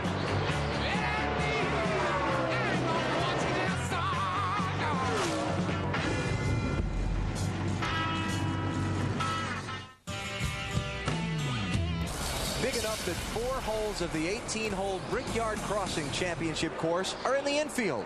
And there's still plenty of room for the spectators and the motorhomes and the transporters and the garages and the press and everything else. And I played those 4 holes on Thursday. Did you play them good? Along with the other 14 holes on the outside. No, not too well. Here's the answer to the Singular Race Talk. Well, I shouldn't say answer. Here are your votes to the Singular Race Talk poll. Who you think will win today among the Indiana drivers? Tony Stewart has the best chance. Now, when was this first put up? When we first put it up? Just don't go there. They're John Andretti fans, and they wanted to vote and support him anyway. Okay? There you go. I mean, come on. You had people pull for you in races. I pulled Tony Stewart, so I got the majority again. Cut me right off there, didn't you? And there they are, 1st and 2nd, 11th, and Tony Raines, the rookie, hanging in 32nd. Tony Stewart up by 1.5 seconds on Ryan Newman, with Rusty Wallace, Jimmy Johnson, and Jamie McMurray making up the rest of the top 5. Matt Kenseth has moved to 6th. Kevin Harvick has slipped back to 7th, followed by Bill Elliott, Sterling Marlin, and Jeff Green with a nice run to 10th place. And look at this 42 car. Jamie McMurray has caught this group on Jimmy Johnson and Rusty Wallace. I think that McMurray, it may be the 3rd fastest car in the race. He may be even faster than Stewart and Newman in certain situations. Well, Jimmy Johnson's car is awfully, awfully good. The problem with Jimmy Johnson is he's trying to pass one of the hardest guys in NASCAR racing to get by. Rusty Wallace is difficult to pass. As you can see, Rusty makes his car very wide at times. How about McMurray underneath Johnson, Matt? And Jimmy Johnson, not a happy camper. He's trying to hold off the 42 car. In fact, he told his spotter, ask Rusty's spotter if they will move over. They know I'm faster. Rusty said no. Every inch here means so much. Track position is so key. Chad Knaus trying to motivate his driver, but also just trying to calm him down. He said, keep the fenders on it. We'll be fine. Yeah, well, that's what you want him to do. I mean, this is racing, so a guy's not normally going to pull over for you, especially here in Indianapolis. This is a big event, but, you know, it's so difficult to pass here. And as these guys are dicing, here comes Matt Kenseth. Championship leader in the NASCAR Winston Cup Series. Now, see, if the 48 would pull out and the 42 would go with them, I think they could draft by Rusty. But all the 42's got in mind right now is getting by the 48. One of the homegrown Indiana drivers is out of the Brickyard 400, Dave. Yeah, and his damaged car sits behind him. John, what was the deal out there? Just guys getting stacked up in front of you? Yeah, that's basically what happened. I don't know what happened to cause them to have to all check up, but as it got to be an accordion, and I got to be the middle one, and I got stopped before I got into the guy in front of me, but the guy behind me couldn't quite. He was the first guy that couldn't get stopped, and unfortunately, I ended up paying the price. How frustrating is that when you got a great race car and it's just a matter of the guy behind you doesn't stop, just like you were able to? I don't expect anything different right now. It just always seems to be that way. you always feel like you're in the wrong place, but I'm in the same place that everybody else is, so it just happens to be one of those circumstances. The guy, I know the guy that raced and the guy that ended up in the back of me, and certainly he's never a guy that would race like that, so you know, it had nothing to do with anything other than the fact that he just couldn't get stopped. And it's unfortunate for the Kraft Chevy, but who knows, maybe sometime I'll get to drive here again. All right, guys, always great to have an Andretti in the race. Always bad to have one out of it. Alan? These guys are going at it. And I'll tell you what, Jimmy Johnson is not a happy camper right now. What a great move by McMurray, though. He got that position on the outside. Now, look, is Matt Kenseth's going to go three wide? See the hand coming out of Jimmy Johnson's window? I'm telling you, man, he is hot. But Jamie's doing what he's got to do. Exactly. I thought it was a great move to get on the outside, going down in the corner. And when Johnson blocked it, dove down on the inside, did that crossover, and Jimmy loses another spot. And he's going to be even hotter now. Yeah, now Jimmy's just got to regroup here. He lost 2 spots. He's just got to regroup, cool down, go after it. That was Jimmy saying, I'm tired of being smart. We'll be fine, all right? We'll be fine. All right, Matt, what do you got? Well, Wally's strategy that Jimmy Johnson should try to hook up with somebody Go ahead, Matt.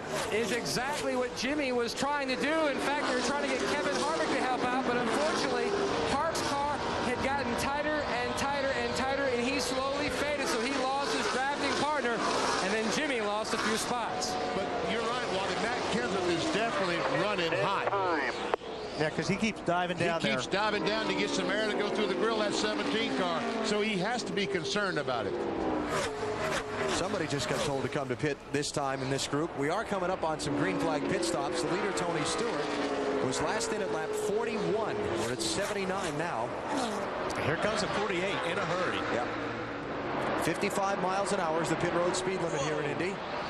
And that was a great call by Chad Knaus, because right now he needs to calm his driver down, and what a better way to do it than a pit stop, Matt.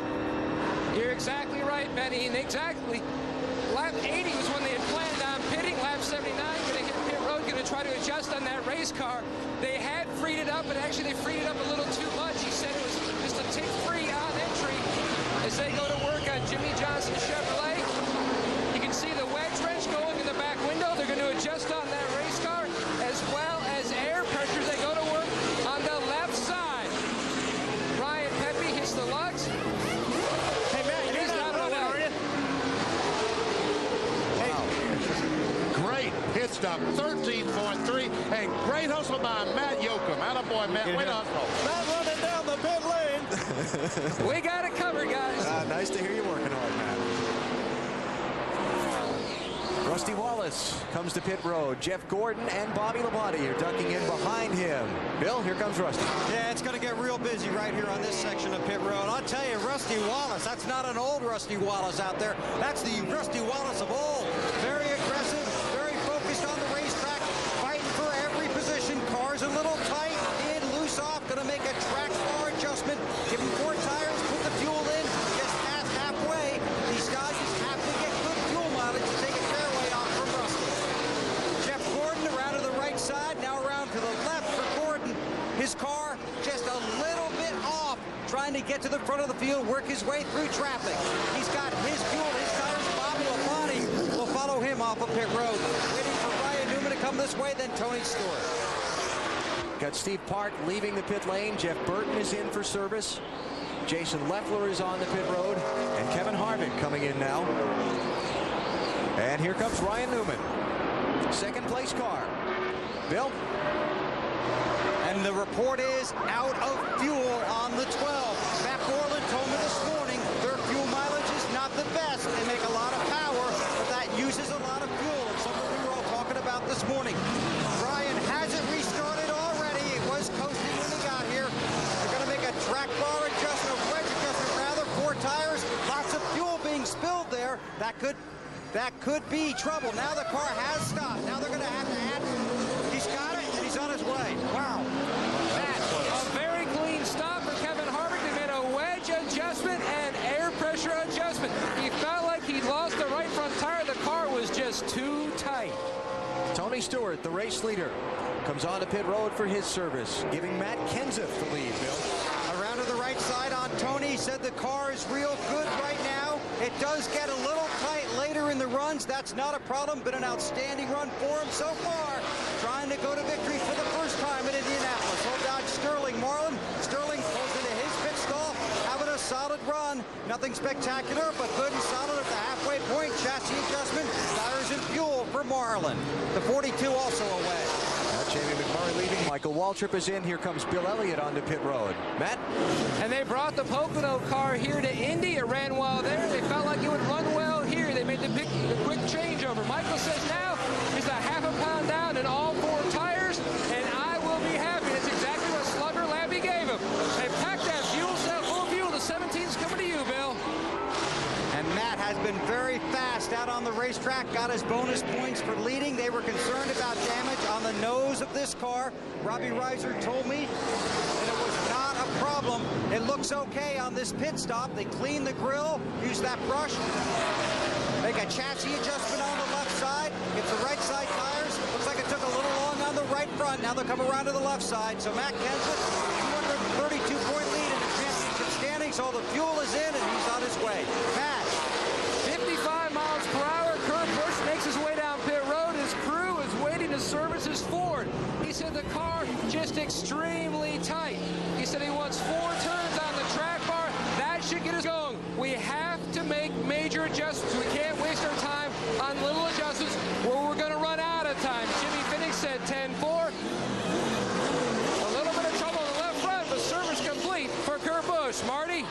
Matty, look who has become the leader. Jeff Green has made his way all the way to the front of the field. The car is loose, and unlike other cars, it does not get tighter the longer he runs. A pound into the right front for Jeff Green, a pound out of the right rear. That should tighten up that car just a little bit. This team has finished 7th in the last 2 Brickyard 400s, making another run to the front. Dale Earnhardt Jr. is teammate on pit road. These DEI cars are making the fuel mileage last. Really tight for Junior. They're going to pull a rubber out of the left rear. This will be a little bit longer of a stop, but it should loosen up his race car. And Junior heads back out. Mark Martin is now the leader. Not yet made his pit stop. Got 5 drivers who haven't pitted yet. Martin, Robbie Gordon, Joe Nemechek, Mike Skinner, and Ricky Craven. And then the lead will go back into the hands of Tony Stewart. At the ticker at the top of the screen, the names in white have not yet pitted. The names in yellow are those that have already made their stops. Now, did I see there Jimmy Johnson get out ahead of Rusty? Yes, he did. He's about a second ahead of Rusty Wallace right now, as a matter of fact. So the boys in the pits on the Lowe's team did their job. That was a great pit stop. A little over 13 seconds for Jimmy Johnson's crew. He worked on Rusty for how many laps? He came in and those guys gave that spot. So waiting to see Mark Martin come to pit road. And again, he's the race leader now as we continue this cycle of stops just past the midway point of the Brickyard 400. Now, remember we told you Ryan Newman was out of fuel coming to pit road. Here's Tony Stewart, who will take the race lead again. And look at how much time Ryan Newman has lost to Tony as a result of that stop. 21 seconds. He was only about a second and a half or so behind him on the racetrack before the pit stop. And it cost him 20 seconds.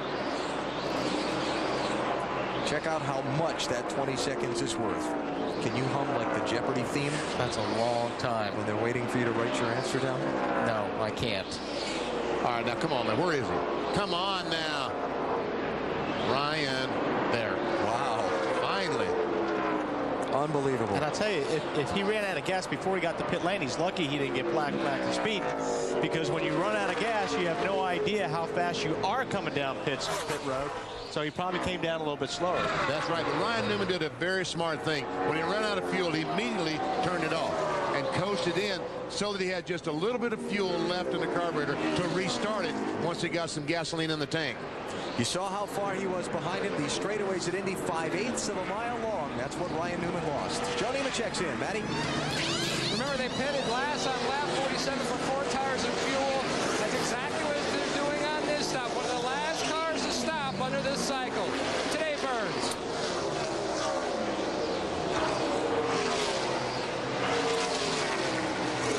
Sixth car and Mark Martin coming in now. They will go to the right side of that car. Jackman moving himself out into harm's way, gets the car up on the right side. Fill that full of fuel. They do need to make a chassis adjustment for Mark.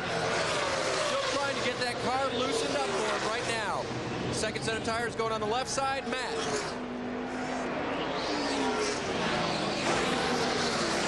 Robbie Gordon comes to a stop.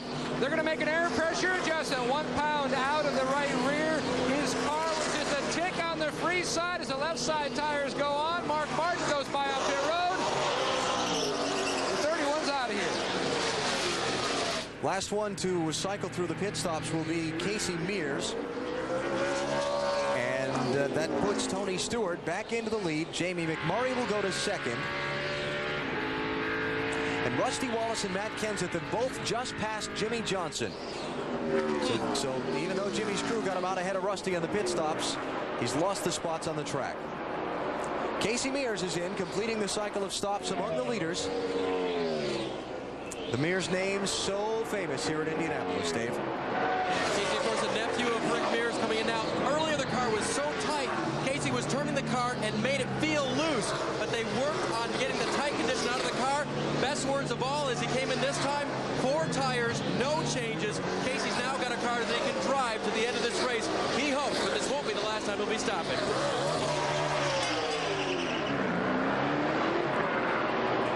So the cycle of pit stops among the leaders is complete, and Tony Stewart is back out in front. 10 seconds ahead of Jamie McMurray. Something up with the 8 car, Marty?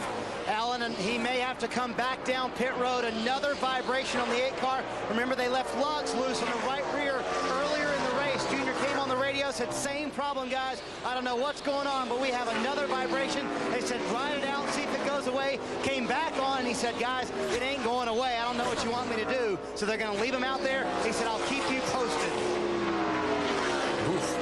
Well, it gets to the point eventually where you can't drive the race car. I mean, when those lugs get loose and they kind of wear out the holes on the thing, it just feels like the wheels coming off the race car. Well, you've seen an old wagon going down through there with a wheel wobbling. That's basically what happens when those lug nuts loosen up. It just wobbles all over the place. There's third place change in hands. Matt Kenseth, the championship leader, on the move. And that's even more important because Kenseth now in the top 3, and Dale Earnhardt Jr. maybe making an unscheduled pit stop here if that vibration gets worse. Junior's down an 18th spot. So Kenseth's already substantial lead in the NASCAR Winston Cup title chase could grow even more here in the Brickyard 400. Tony Stewart chasing his dream at the Indianapolis Motor Speedway, trying to win the race here today. It's estimated to be in attendance today. They're going to be making some kind of noise if that 20 car takes the checkered flag first. Rushville and Columbus, Indiana. Hometowner Tony Stewart is out in front. He is dominating this 10th running of NASCAR at Indy. Last night we did the NASCAR Busch Series race over at IRP, and a little young man about 10, 12 years old had up a sign that said, you know, admission to the Busch race, $50 or whatever it was. Admission to the truck race. Admission to the Brickyard 400. Tony Stewart winning the Brickyard 400. Priceless. Pit crew performance in our Powerade pit summary been pretty priceless for Tony Stewart. You see Brian Newman losing the ground when he was out of fuel, coming in. And although Rusty Wallace lost the spot to Jimmy Johnson on pit road, he quickly gained it back once they came on the track, and those two guys are nose to tail again. But as we see Tony Stewart going around the racetrack, yes, he's got a big lead, but he's not the fastest car on the racetrack. The guy in second spot is faster. The question is, can Jamie McMurray make up 6.5 seconds? Now, here's Bill Elliott running all the way back in 16th place. Matt, what happened? Well, he was running solidly in the top 10 right before he was going to make his pit stop, and they went 1 lap too far, Alan. They ran out of gas. 41 laps on that run. They ran out of gas going into turn 3. It took him a long way to get to pit road. They made a major wedge adjustment to try to help that tight race car, but he has fallen definitely out of that top 10, Bill. Well, we've been watching the 17 car of Matt Kenseth, and Benny, you've had an eye on him most of the day. Remember in that wreck that John Andretti was involved in, we talked about how Kenseth got a little bit of front end damage. Well, it has closed the front grille just a little bit. They took some tape off on the last pit stop. They're going to take some more off this time. But every now and then when Matt's in traffic, you will see him duck that nose into clean air to try and help cool the engine room. Because he realizes he cannot get that water too hot. If he does, he will lose some. He will come out, the pressure will build, he'll lose some water, and once he does, then it's history. And it's not an overly hot day. It's not in the 90s here. It's in the low to mid 80s at Indianapolis today, but still running around near 200 miles an hour, you need all the coolant you can get. And the biggest problem is it's where, see, right now it's not too big a concern because he's by himself. But when you run around other cars, that's when you have to duck and find that free air. When he gets up to these other two cars, you'll see him duck down the inside.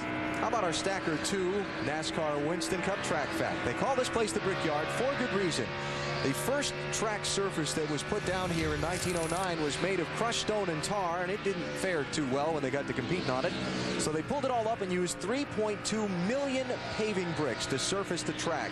Now that surface stayed intact until the 1930s. Then they began to put paving in parts of the corners. By the 40s, all but the main straight was paved, and they finally paved all but a yard of bricks before the 1961 season, or I should say after the 1961 Indianapolis 500. And now that yard of bricks symbolic here in Indianapolis. That's where you take the checkered flag and kiss the bricks if you win. Kenny Wallace on the Stacker 2 car there, running back in 29th position. And Tony Stewart has been lapping some cars. The last few laps he's gone by Ricky Rudd, Kenny Wallace, and in doing that he's lost about 2.5 seconds to Jamie McMurray.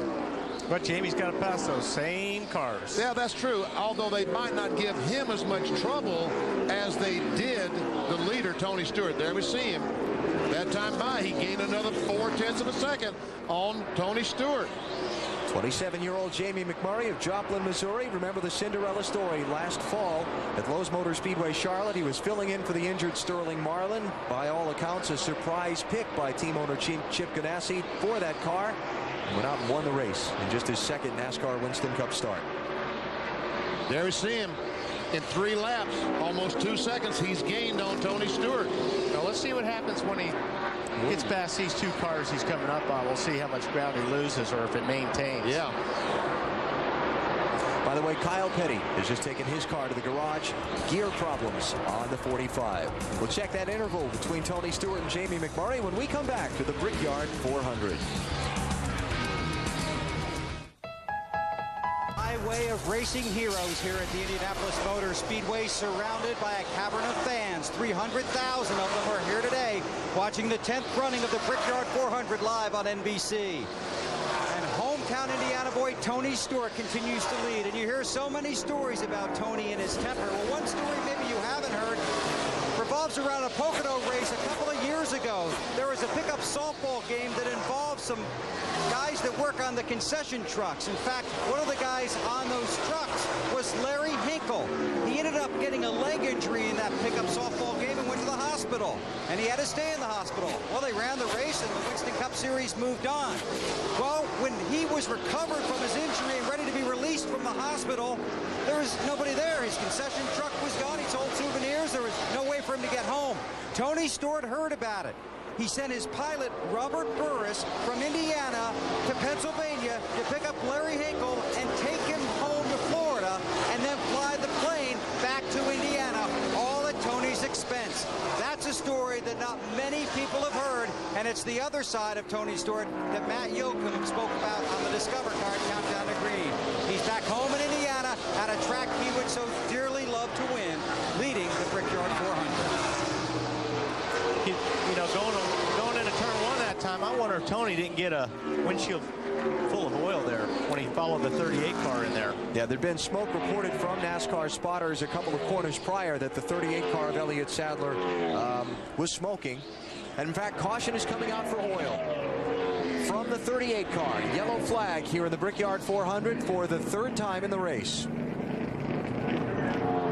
Elliott Sadler takes the car to pit road. The hood is raised by the crew. Dave, what are they saying? Yeah, they think they dropped a cylinder, Benny, so they're going underneath to see if it's that or anything worse. And they could even be as small as a plug wire out, but they think it's more like a cylinder. Yeah, I think it's more like a cylinder. Dave, there's a lot of smoke came out of that car when he got all the throttle going into turn 1, just as Tony Stewart was right on the rear bumper of him. And you saw, you mentioned Tony waving at him like, pull that thing off the track. Yeah, you need to get that thing inside. And normally he would, you don't do that unless there's oil pouring out of the back of a race car. So Tony probably saw the oil and was telling Elliott that it was leaking oil. All cylinders are burning. Last pit stops were 23 laps ago for Tony Stewart and a lot of the leaders. I'm just figuring here we're going to see a bunch of 2-tire pit stops. Well, they might change 4 for fuel only the next time. Right, that's what I was thinking, BP. Set it up for a gas and go at the end. Yep. I'm going to disagree with you a little bit. Somebody's going to take 2 tires here, and they're going to get just 2 tires on the last stop, 2 or no tires. Well, some of those guys in the back. Sure, you got Jeff Gordon back in 15th place. And Mark Martin back in 14th. Terry Labonte, that would be perfect for those guys. Kurt Busch. Yeah, I think some of those guys might try that, but the top 5 cars will probably all change 4. Yeah, they'll take 4. I'm with you on that. So we'll see what strategy is played out here and who comes away with the lead as the pace car gathers up the field down the backstretch at Indianapolis. 55 laps to go. More than you could make on one final fuel stop. There's been some great pit stops today. Yeah. All these guys are doing great pit stops today. What was the 13-3 we saw from Tony Stewart's team last stop? And even Matt, that last time, that 17 car, those guys had a problem on the right front, I think it was. Came around and still did a 15-second pit stop. Well, right now, we've got the 2 fastest cars, I feel like, in the field. Maybe the 3 fastest cars running 1, 2, 3. And, you know, caution a break for Ryan Newman. He's allowed to close up a lot of that gap he lost when he ran out of fuel there earlier under this caution. Well, this is all about the pit crews right here. Yep. Who gets 2? Who gets 4? And how fast can they do it? Yes, sir. No mistakes. 5 on, 5 off is what the crew chief's telling those guys right now. Give me a good stop, boys. And you see all those cars coming down pit road, all those cars on the lead lap. And Bill, slowly at 55 coming down to you. Don't want to make any mistake getting to your pit stall, and this will be very interesting to watch. The 20 of Tony Stewart and the 42 of Jamie McMurray. Both crews say their cars are excellent. Don't plan to make any changes, just tires and fuel. The 20 is good. The 42 of McMurray also good. Let's see who wins the race off of pit road. Matt. Back on lap 94, Jimmy Johnson said the car was neutral. Then it gone to both tight and loose. He said it lost its sweet spot. So they're making an air pressure adjustment, both the left rear and right front, and a track bar adjustment. It's going to be close up. Looks like the 42 and 17 are going to get him. I think the 31's going to get them all. And there's those guys that changed those 2 tires, Marty. 14-5 on the stop for the man who's second place in the championship. BP a little too loose to start, a little too tight at the end. They undid what they did last time. Town back in the right front. Junior said we can catch him. We just need track position on that last stop. So Dale Jr., Bill Elliott, Jeff Gordon rejoin the chase. We'll set the order in which they came off of pit road for you. Check on the strategies when we come back to the Indianapolis Motor Speedway, the old Brickyard, the Brickyard 400.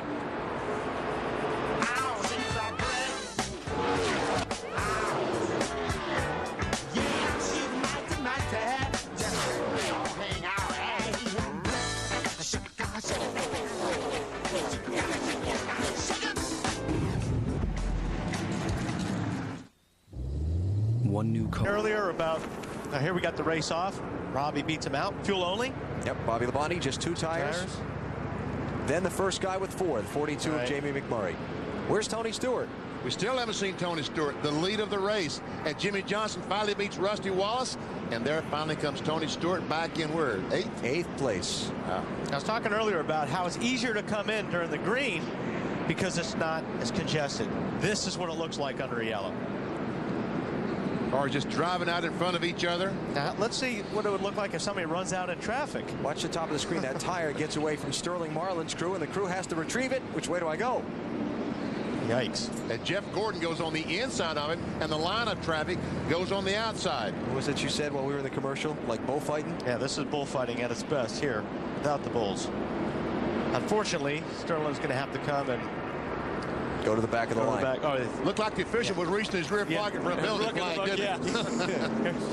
Now, Tony Stewart back now in 7th place now that Mike Skinner has finally pitted. What happened, Bill? Just had a gun malfunction, Alan. The stop went well except for that. And that obviously costs you precious seconds on pit road. Dumps Tony back in the pack. I saw that. It looked like it hung up on the right rear, didn't it, Bill? I believe that's what it was. Still talking to the guys about it. They're looking at the videotape. All right. This is going to be exciting because Tony Stewart, I think they all realize if McMurray gets out in front of him and gets a 4 or 5 second lead, he might not catch it. That's right. Check our Chevy in-race leaderboard. The Bowtie Brigade doing very, very well. at the Brickyard today. Leading 2nd, 5th, 7th, 8th. Of course, Tony Stewart's been the dominant guy today. Out in front for 60 of the 108 laps we've run. Well, he's definitely been the dominant car. Man, how about that 31 car? What are they saying? Well, they moved from 17th all the way up to 1st. Kevin Hamlin, no tires. It's all about track position. They feel like if they can hold on and stay in the top 10 until their final stop somewhere around lap 120 or on, they will be good to go. Yeah, we got a car with no tires, 2 tires and 4 tires, so we're about to see. Oh, yeah. Another one that got 2 tires on his stop, Ricky Craven, moved him up to 9th position for this restart. So Robbie Gordon leads, Bobby Labonte 2nd, Jamie McMurray 3rd, Matt Kenseth 4th, Jimmy Johnson 5th, Rusty Wallace is 6th, Tony Stewart 7th, followed by Kevin Harvick, Ricky Craven, and Ryan Newman. Okay, guys. Tony Stewart's got a lot of guys on the inside, that inside line, so got a lot of cars to pass. 26 cars on the lead lap, cars on that inside lane, a lap or more down for the restart. And that 41 car, Casey Mears, trying his best to stay in front of the leader to get a lap back in case the caution comes out. Oh, Bobby Labonte ducked down behind the 41. That was a block to keep Jamie McMurray behind him. I think they're figuring Casey Mears is going to get through Robbie Gordon. They figured wrong. At least to this point. And the orange car on the inside. Keep an eye on Tony Stewart trying to knife his way through this heavy traffic. Labonte gets by Mears. Oh, there's contact there. Yeah. And Ricky Rudd. Yeah, man. Rusty Wallace, maybe. So Stewart gets by Wallace for 6th in that little shakeup.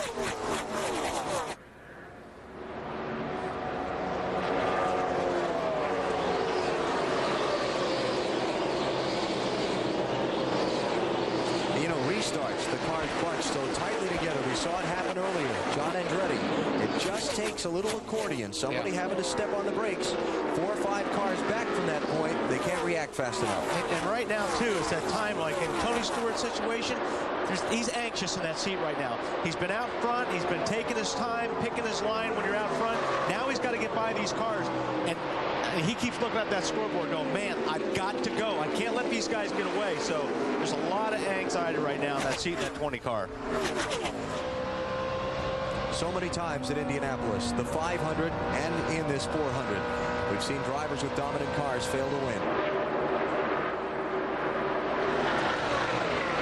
Stewart looking on Jimmy Johnson for 5th place.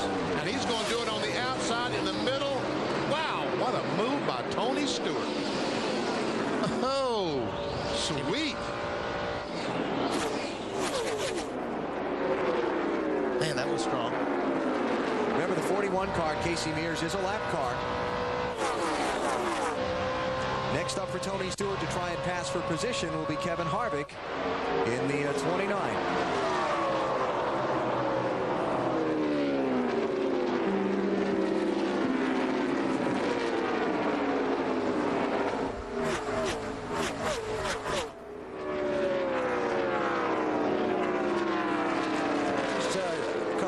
Crossing my mind here, weather conditions. We've got a couple of cloudy spots across this front stretch, and the shadows from the turn 1 grandstand beginning to grow.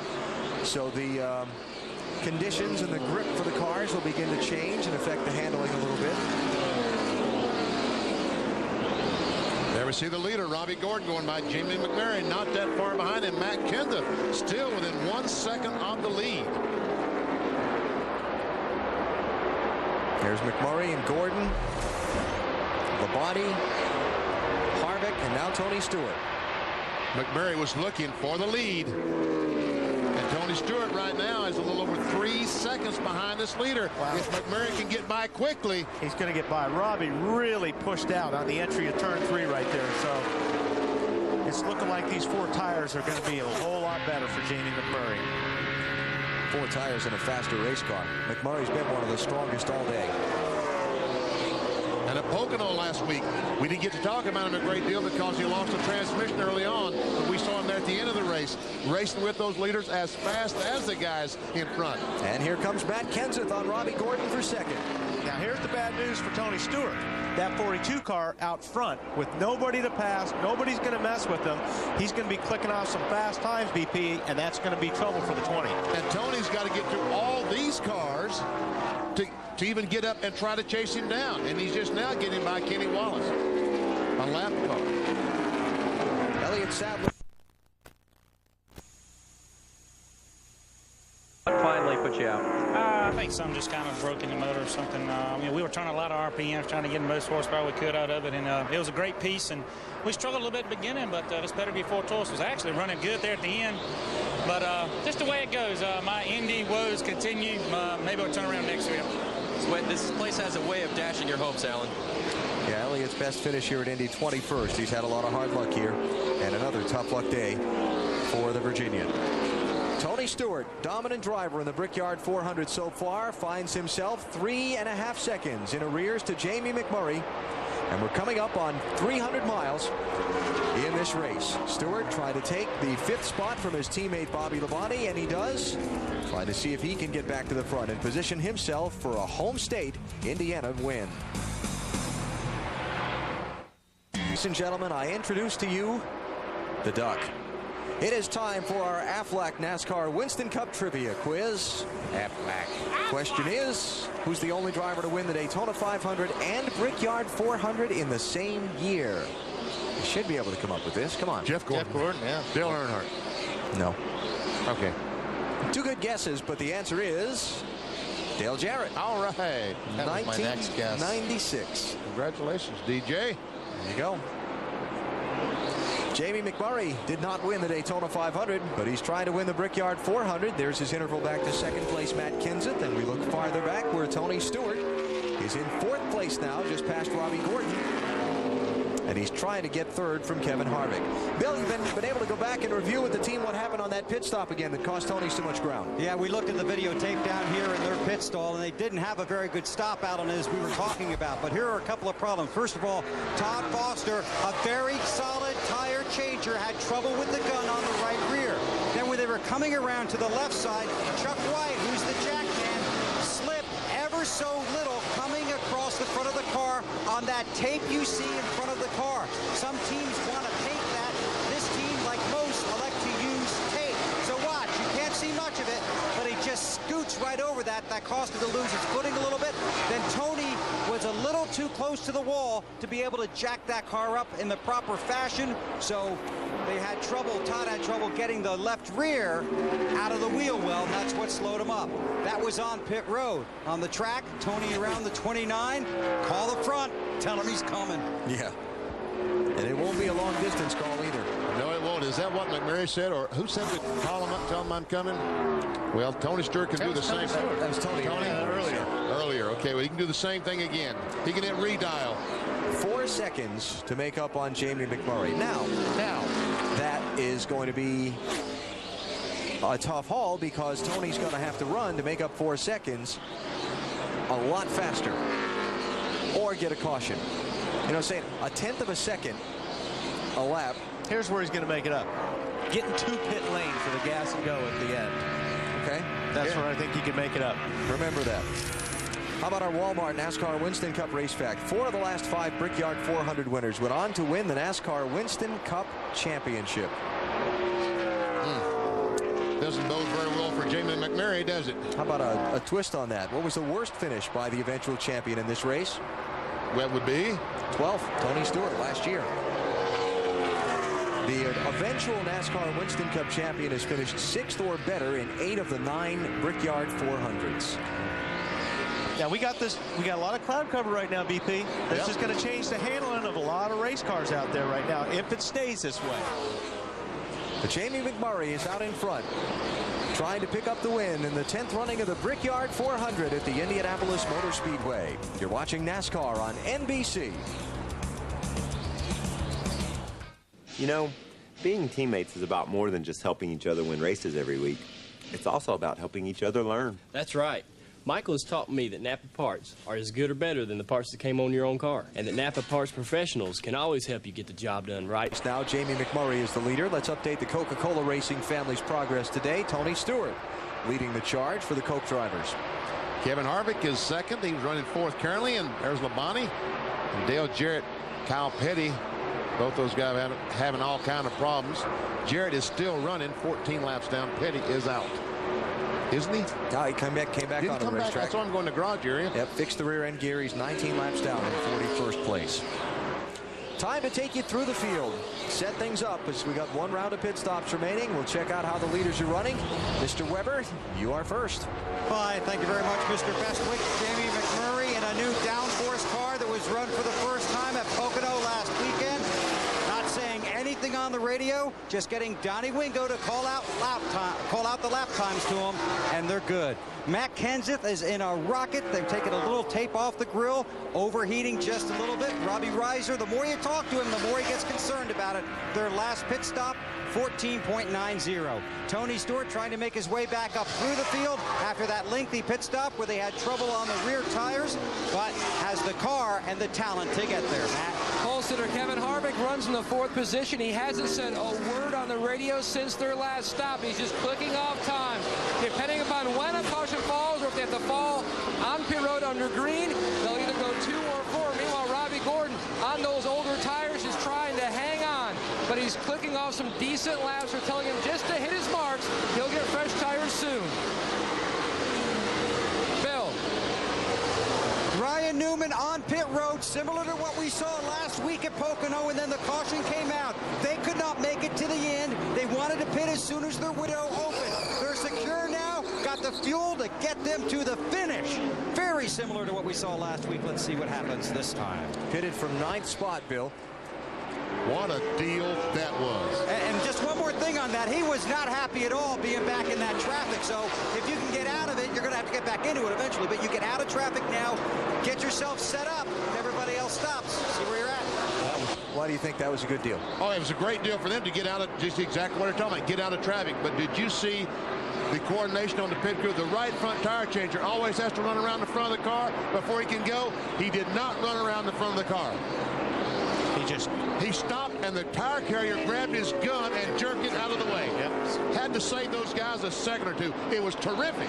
Michael Waltrip going to try the same strategy. I'll tell you why I think it's a bad deal after Matt reports to us on Michael Waltrip's stop. And look for a possible 2-tire change here for Michael Waltrip. This set of tires not matched up to the way his chassis was handling. At one point, he thought he had a tire going down. He's hoping this will fix his problem. See the tire changer have to run out of the way of the 15 car? I'm surprised these guys are changing 2 tires. I am too. I thought we'd get splash and go. Now let me tell you why I think it wasn't a good deal for Ryan Newman to pit before, because when he came out onto the racetrack, he's now behind the leader, Jamie McMurray. So how that deal worked last week at Pocono, remember those guys pitted, then the caution came out, and everybody else pitted and came out behind him. Caution comes out now, Ryan Newman's going to be tail end of the lead lap instead ahead of the pack. That's right, and so is Michael Waltrip. They were far enough behind the leader here, they could not come down pit road, change 2 tires, and get back out in front of the leader. So if this thing stays green all the way to the finish, I don't know what they're going to gain this time. You know, unless those 2 tires are going to make enough of a speed difference for them. I don't see it these days. It used to be you used to change tires and you became Superman in one of these cars because they were so much faster, but it's not like that now. No, it's not. And right now, Jamie McMurray 42 car is actually gaining on Tony Stewart. Yep. As a matter of fact, last time by, Kenseth was faster than both of them. Yep. Here's Bobby Labonte in. Going to make his final stop under the green with 31 laps to go, Bill. And his car was tight, so they're going to come in and fix it now. They took 2 tires last time. Fatback McSwain was calling for 4, then made the 2-tire call just as Bobby was getting to his stall. Right side tires this time. He had the okay from the fuel man, and he's on his way back out. I guess they got to take that much fuel anyway. That's the only thing I can think of. Guess. Although, if I was Kenseth or Stewart, I would force McMurray into making a move. And if he changed 2 tires, if I could get away with just taking gas and not the tires and saving a lot of time, that's what I do. McMurray last pitted at lap 106, so giving him 40 laps from there, 146, he's another 16 laps away from stopping. And if I'm him and his team, I'm staying on the track until I have to come in case the caution comes out. Oh, yeah, that's what he does. He stays out as long as he can as he But here comes the 12 car of Ryan Newman. He's between Kenseth and the leader.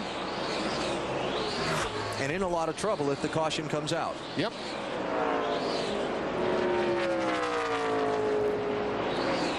So Jamie McMurray trying to pick up his second NASCAR Winston Cup Series win in one of the biggest races you could, the Brickyard 400. Tony Stewart going to come and dive in with 29 laps to go. Bill? And Tony Stewart will make the long trip down pit road for what he hopes is his final stop under green. The car's been good, has not been overly happy with this set of tires. So let's see what these guys elect to do. Stewart's free falls away. 2, 1.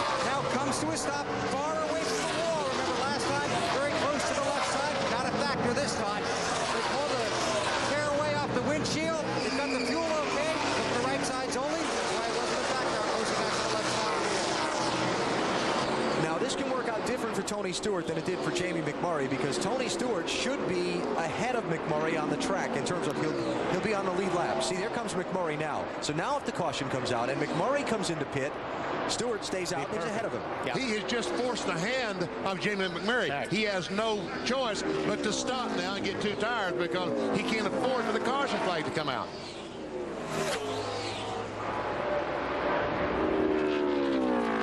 So when will McMurray pit? Next lap. Well, we'll see if that's what Donnie Wingo, the crew chief. Yeah, there it is. There you go. He has no choice. I mean, when Stewart made that pit stop, he can't sit out there. 4,000 second gear. He changed their strategy. That's right. Exactly. Tony Stewart changed their strategy. So the key here for McMurray, a good into pit road, a clean stop, a good exit, and stay in front of Tony Stewart. And then see what happens when Matt Kenseth makes his stop. Here comes McMurray to the 55-mile-an-hour pit road speed limit. Close to the wall when you come in, James. Stop it. Cleanly Stop on the board when you get here. He's got a long way to go down pit road to get to his crew, which is just shy of the start-finish line, and then a long exit to get back out on the track. Bill? They count him in. You want everything to go perfect here. This will be right side tires and fuel. Hopefully for them, their last green flag stop. This crew, when I was down at their stall a few minutes ago, very tight, but very focused. McMurray on his way. But he lost 2.5 seconds to Tony Stewart. That's right, and plus, we'll see if Stewart got in a little bit better. It looked like Tony got into pit lane a little bit quicker than 42 car. Man, 29 to you. Kevin Harvick pulls the car a little closer to the wall. This will be a 2-tire change. They back to that ball, and he's down and away. All right, there goes Harvick back out. Now we follow Tony Stewart, and we wait to see where Jamie McMurray comes up onto the racetrack in relation to Stewart. Now look, and Stewart's got a lot of momentum right now, too. He's got a lot of speed. Jamie McMurray is still getting up to speed. But he's already But it is, yep. Same so up ahead. Stay out front. All right. And Stewart has to go through all these cars. Yep. Well, a couple of these guys are going to peel off, I think, in front of them. Maybe they haven't pit yet. There's McMurray, and we check to get back to the orange car, Tony Stewart. I don't think it's much different than it was before the stops. We'll check it electronically when they cross the start-finish line here. Other pit stops being made as Matt Kenseth has taken over the race lead. Earnhardt Jr. is in. Marty? Running 12th when he hits pit road. Allen, a quick stop for the Bud guys down on the track bar. Also a pound into the right rear for Junior. His car was a little too loose to start with. Gets too tight the longer he runs. We got 3 seconds. Tony Stewart gained about 1.5 seconds on that interchange. He now is exchange, I should say. He's now, what, 3.5 seconds behind? 3.5 seconds, yeah. Junior rejoins the chase. Matt Kenseth leads. Robbie Gordon second. Jimmy Johnson third. Kurt Busch fourth. And Rusty Wallace is fifth. None having made their final pit stop yet. Now watch the 17 guys. These guys are pretty good on these pit stops. So Matt could come out ahead of both of them. That's right, because the further he goes, the less fuel he needs that they'll put in the car, and they probably will not change tires. Right. It will just be 3 or 4 seconds of gasoline. And if I'm Robbie Reiser, I leave Matt out as long as I can. Absolutely. If they can gas and go like BP says, that's going to be a lot of track position. I talked with Robbie Reiser this morning about the championship lead that they hold and how that has affected his decisions on strategy over the last couple of weeks. I said, how will it affect things today? He said, it doesn't. Points don't count today. This is Indy. We're here to win. Good for them. Monitoring NASCAR's race control channel, they are talking back and forth with some spotters on the backstretch about possible debris, which would really hurt Matt Kenseth if the caution comes out now. Oh boy. If they're even talking about it, BP should come in right now. Yeah, exactly. If they're talking about it, he should hit pit road. I just feel like they're okay. I'll keep going. I hit a piece of metal in the middle of the backstretch. Come into the pits, Matt. Right now, you're running 5270. The 25 running 5310. You know, I'm just telling you, if there is a caution, they're going to be ahead of us because we got a pit. That's right. That's right. Well, we're going to try to win this thing by gas only here, man. Gas only. There you go, Robbie. Good move. So he was concerned about a flat tire. He said, I hit a piece of metal. Right now, they're all going to line up in front of us because we got a pit and they're still on the lead lap. But they got to be careful. NASCAR doesn't throw that yellow. We are trying to win this race today, and we're going to try it by doing it gas only at the end here. Good stuff. Yeah, that's just a great move on their part right here. Boy, it's just got to be gut-wrenching for that driver out there, giving it his all, trying to win and trying to get his hands around the overall picture of this race that he can't see from in the cockpit. But Matt knows right now. I mean, I'll guarantee you Matt knows that these other guys took tires and they're going to win this thing on gas and go only. They know they've got the track position. Now, the guys that are jumping up and down in their cars is Tony Stewart and Jamie McMurray going, ugh. They also realize, Matt Kenseth, he just said a moment ago, if the caution comes out, we're in big trouble. But I guess what I'm saying, Wally, is he's out there and he can see that happening around him, but he can't see the whole picture. All he can see is what's happening in those few cars that he's racing with. And it's got to be tearing him up, saying, are we doing the right thing? Are we doing the right thing? You know, you can hear it in his voice. Yeah, well, that's why the crew chief comes in and says, listen, you're running as good at times as the other guys. You've got a lot of track position. You know, we're doing exactly what we need to hit. That the driver needs to hear that assurance right now from the crew chief, because that's the only guy that we're going to believe right now in the whole world. Weber? Yeah, just part of that conversation that you guys didn't hear is that Robbie Reiser got back on the radio and said, listen, Matt, we both know what we're doing here. It's going to work out. We'll be all right. So we gave him that boost of confidence the guy in the car needs. Exactly. Caution is out. Oh, no! Yellow, yellow, yellow. Oh, no! Why didn't they come in, BP? Caution for debris. Oh, can you believe it? Something happened to the 37 car. And there's the debris. There's has to be a caution flag for that. That metal was sure to puncture a tire. Unbelievable. I don't know if I took it or not. Did I take it? Yes, I think you took it, but everybody thinks that they don't know. Just keep coming. Okay, they say yes, yes. Pull it down, pull it down. NASCAR trying to pass the word through. Matt trying to make sure he took the caution flag at the start-finish line, which would put him under the yellow. Oh, boy. What a twist in the Brickyard 400. I guess they knew that metal was laying there. He ran it over. He even said it. He said something. I don't know if it's the same piece of metal. No, I don't think it is, because they waved, kind of said, okay, everything's fine, and we went to the green. And I was looking for him here. Now, Ryan Newman passed him before they got to the line, but NASCAR, I think, was saying they'd already taken the caution. He took the yellow. It's okay. He took the yellow. Yeah. So he's got to go back. Yeah. Right, there you go. Okay. Boy, what a twist. Oh, man. If he had just pitted one lap sooner for a splash of gas. Yep. Well, but he still would have lost that track position if the yellow came out. He wouldn't have been in the position he's in, but he still would have lost all that track position to the guys that had fresh tires. He needed it to go green the rest of the way. Yeah, that's right. You're probably right there, Wally. Let's put 4 tires on it. When it's done with 4 tires, stop it and go. By that time, we'll have enough fuel in it. So, better not give his lap back there. There's no way. He said I took it. He took it for sure. And we definitely took it. NASCAR said we definitely took it first. Okay. All right. How many cars are on the lead lap, Robbie? A bunch, Matt. 16 cars. More than that. Yeah, a lot of them going to fit with us, so we're going to come out 16th again here. It's not looking too good. Just let's put 4 tires on and go for it here. Wow. Now you put 4 on, right? Yeah, that's what they're talking about. Yep, come in. 4 and just enough gasoline to go the rest of the way. Yeah. Keep it as light as possible. Sometimes they put all the gasoline there for the balance, but they decided to keep it light. Now this is a break for Stewart. All right, the car stopped on the racetrack is Ryan Newman. He's been given the word that he did not get back on the lead lap, so he's waiting for the pace car. And let's see who does pit and who doesn't here. Kenseth in. Got quite a few of them coming down pit road. Yeah, most of them that had not stopped already. And naturally, Tony Stewart. Is Stewart coming in? Jimmy Johnson? No. Is he? Tony Stewart came in. Wow. Looks like Tony is coming down pit road. But Jamie McMurray did not. Wow, Bill. Yeah, you're not going to be able to figure this out till we get everybody off of pit road. It's going to be two right side tires, chassis adjustment. Matt Kenseth takes off just as his tire gets across in front of the car. Matt. And there will be a 4-tire change for Jimmy Johnson as he rolls over on the jack, losing a lot of time here on pit road. Joe Zanolini trying to hit the lugs on the left rear. A long stop for Jimmy Johnson.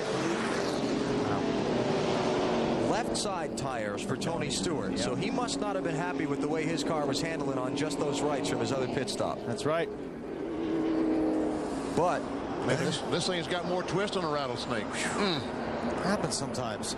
So Jamie McMurray did not pit, and that's going to give him some much needed track position. How about the Matt Kenseth stop? Watch the tire. Tire's got to come back to the inside half of the pit box before he leaves. Oh, just barely gets it. Wow. And they just changed 2. They talked about on the radio changing 4, but I think that was in a very hasty moment. They saw all those cars coming down pit road and decided to try to beat all those cars. We'll reset it for you when we come back to Indianapolis. Several twists of plot in the Brickyard 400.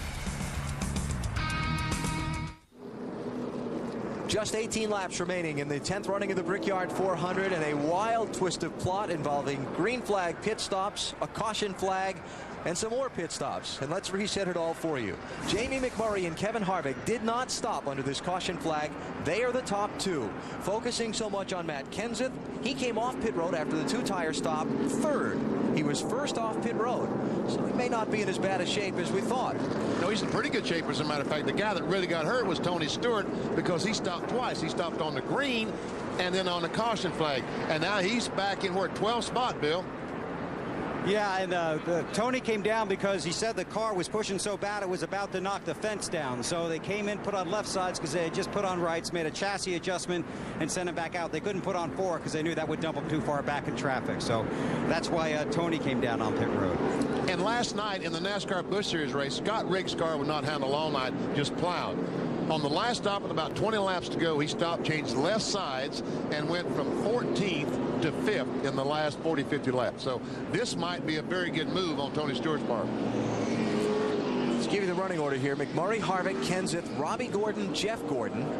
Then Rusty Wallace, Bill Elliott, Mark Martin, Terry Labonte, and Kurt Busch, the top 10. Tony Stewart back in 12th. You know, Bill, from the way things were looking to the way they've turned out, not all that bad for Matt Kenseth. Yeah, let's ask Robbie Reiser. You're smiling now, but you weren't about 3 minutes ago. This is going to work out okay. Well, if Matt would leave me alone a little bit, we'd be all right. But, you know, there are a couple ways we could have played this thing at the end, and I think gas only at the end would have gave us a chance at winning this thing, because we were able to stay up front and run better times than the guys that had pitted. So I think we had a shot at winning it with a gas and go. So that's why we were doing what we were doing, and that caution had to come out, and that kind of threw a monkey wrench into it. But with the guys pitting early, a lot of them got a lap down, so that puts us back 3rd in the line. We were going to take 4 tires, but right at the last minute decided to take 2 because everybody else is going to be on pit road, and we didn't think we'd have that many cars on pit road. So, how are the temperatures? Everything's good right now. All right, that's Robbie Reiser. Matt. Kevin Harvick last pitted on lap 133. You took on 2 then. You've got to be very happy with your situation now. Yeah, we're real happy. You know, the 2 tires actually helped tighten the car up a little bit. We were too free that run. It all kind of fell out the way we needed it to here with the caution and all pitting. And so it'll be enjoyment for the last 15 laps or so here. We'll just have to see what we got. Well, that makes a good crew chief there, then Robbie Reiser. I mean, he probably changed his plan 3 times by the time the car hit pit lane. Exactly. And it left. Exactly. Now we've got a situation here that the leader is 4 cars back on that the line to the left. The leader is the 4th car back. All those cars in front of him. Right behind the yellow car. And the bubble is over the race leader. Jamie McMurray. All those other cars in front of him are on the tail end of the lead lap. They're 2.5 miles behind the leader, trapped there by the pace car and the cycle of pit stops. And there's a lot of guys. You remember I was telling you these guys were anxious before? Oh, yeah. Now. This is just like a 20-lap feature at Flemington. Exactly. Yeah, one big difference. It's Indy. It's Indy. 17, now 16 laps to go. Keep an eye on the leader, McMurray. Harvick going to try and follow the lap car. Oh, there he goes. He goes on the inside of McMurray. He takes the lead. Kevin Harvick to the front at Indy. McMurray still bottled up in traffic. Here comes Robbie Gordon. He's 3 wide down the back stretch. Contact. Still contact. Blocking. Here comes Matt Kenseth. You can't do it 4 wide at Indy. Robbie Gordon drives that car in on the outside. Oh, McMurray got sideways. Took the air off McMurray's car. He got sideways. Oh, Terry Labonte is around. 3-4 cars in it. Ricky Rudd, Mike Skinner, Jimmy Johnson, and Sterling Marlin.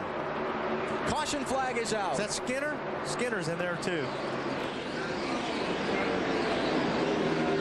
And all of those cars that were in front of the leader just got 2.5 miles of free pass. Sterling Marlin involved. Like I said, it's a 20-lap feature at Flemington. Oh, man. Joe Nemechek with damage. His car on the left, now on the right. And that's Mike Skinner in the Army car coming at you.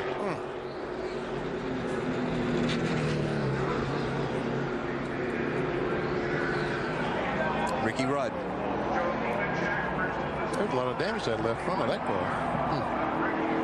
Obviously. Kind of stating the obvious. And we see an oil line is knocked off the 21 car for all that smoke. Sterling Marlin.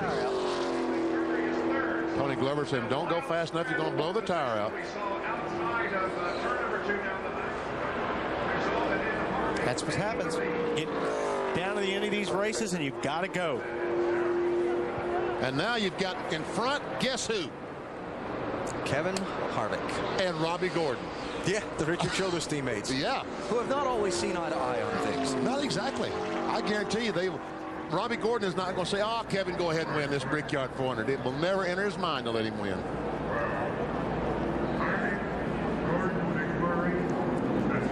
All right, let's go back and reconstruct what happened for you in the big jam of traffic in turn 3. See the 77 car Blaney very, very high, so obviously something had happened beforehand, and oh man, it just all starts there. I think Terry got hit in the back to start that. Oh, look at that. Man. All 4 wheels off the ground. Up in the air.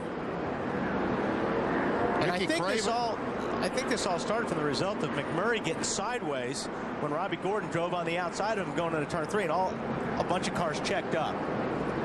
I'm not so sure that Dave Blaney didn't have a tire go down or something, because he kind of got out of the gas and got up out in that outside lane. There he is, up the yellow car on the outside that Alan is talking about.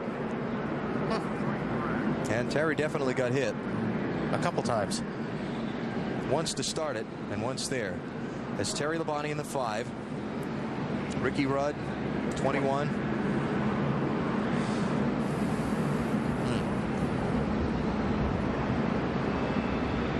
Good day gone bad in a hurry. Might have been Kurt Busch that got Terry Labonte. He was the one right behind him. 0-1 car, Skinner hit by Rudd in the 21. You see Nemechek got Sterling Marlin. Nemechek in the red and black car all caved in at the bottom.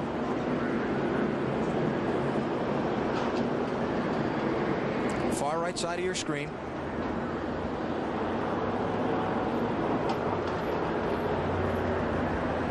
And now all of a sudden, these cars are coming at you. This is Kurt Busch's view. Clear, clear. Keep digging. Got 77 up top there. Come on.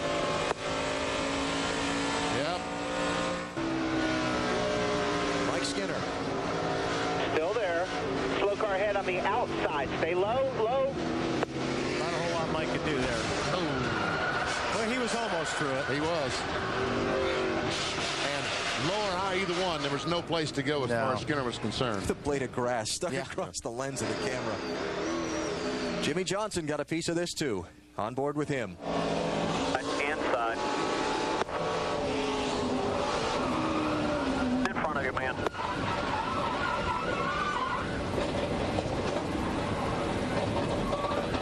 He might have spun out of harm's way. Jimmy, you okay, bud? This is Kevin Harvick's crew reacting to him coming by with the lead for the first time since lap 17. And this is a hard place for the spotters. Very difficult. We talked about it. Dave talked about it earlier about adding spotters. Very tough place for spotters to help the drivers here. So the 7 drivers involved in the accident that's put us under caution in the late going of the Brickyard 400. 5th caution flag of the race.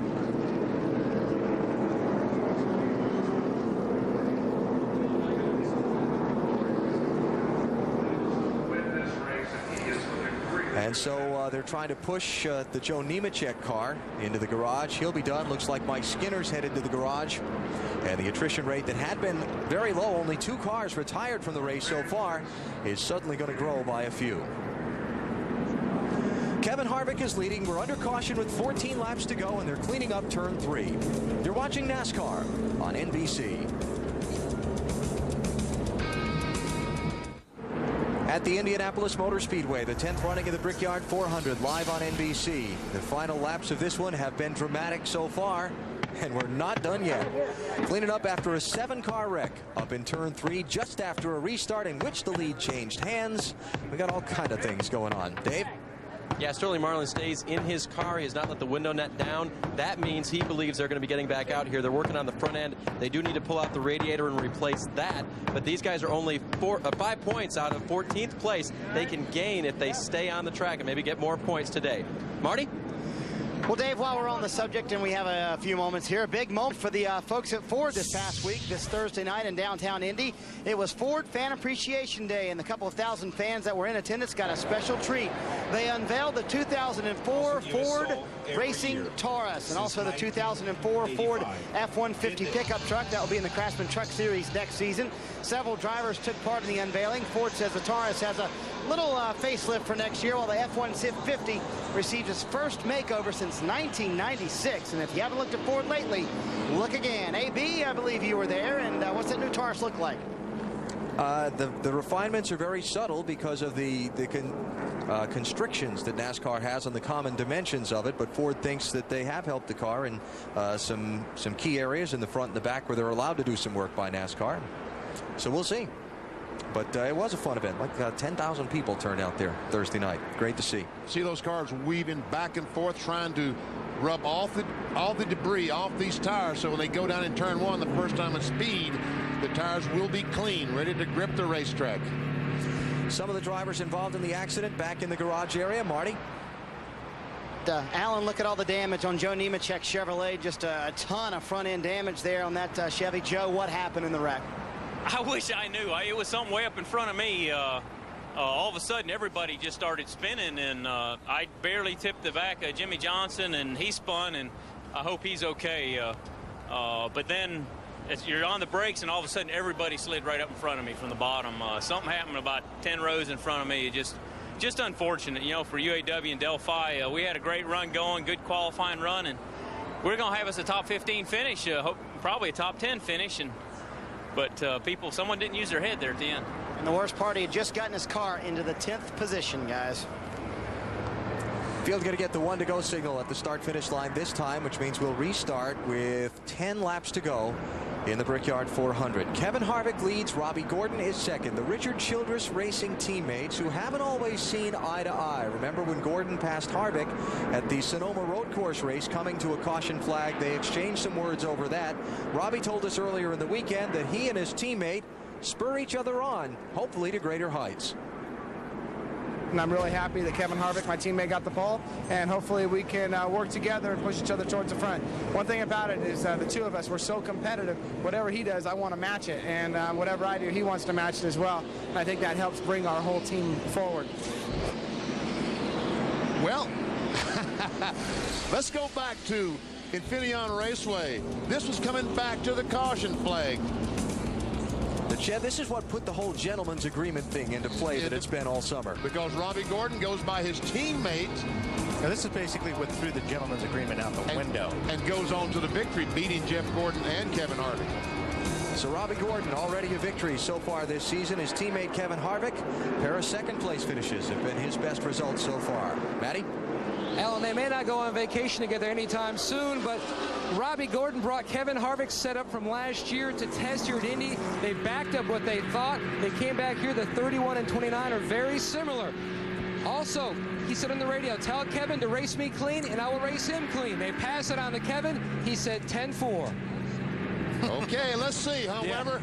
Make believers out of us. Yeah, we couldn't find Richard Childress on pit road, so I ran down to the 30 pit.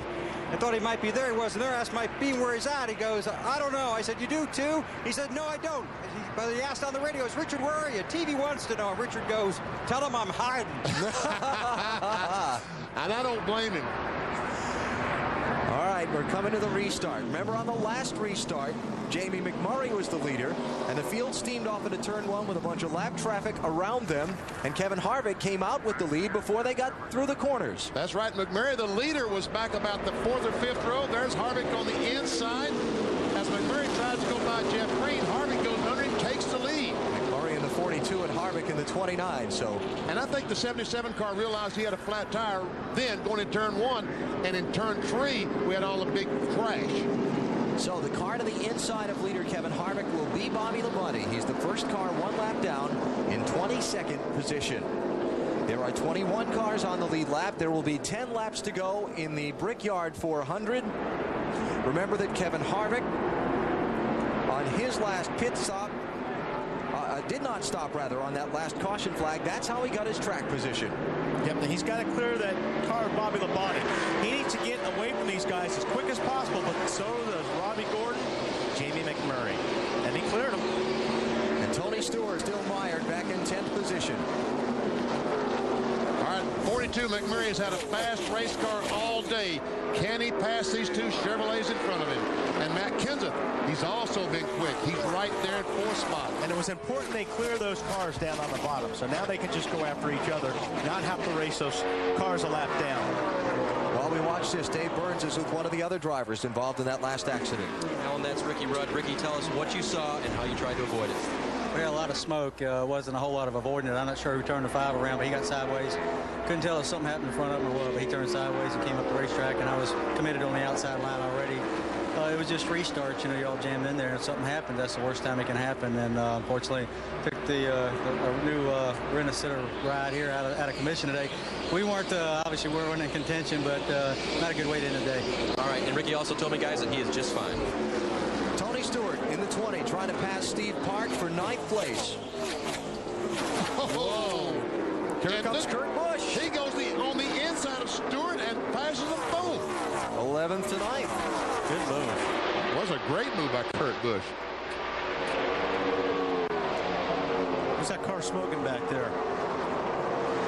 Is that Jason Harrow car?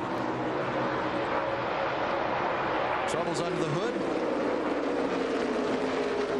Could be. It could be. They're on their 3rd engine of the weekend in that 0 car.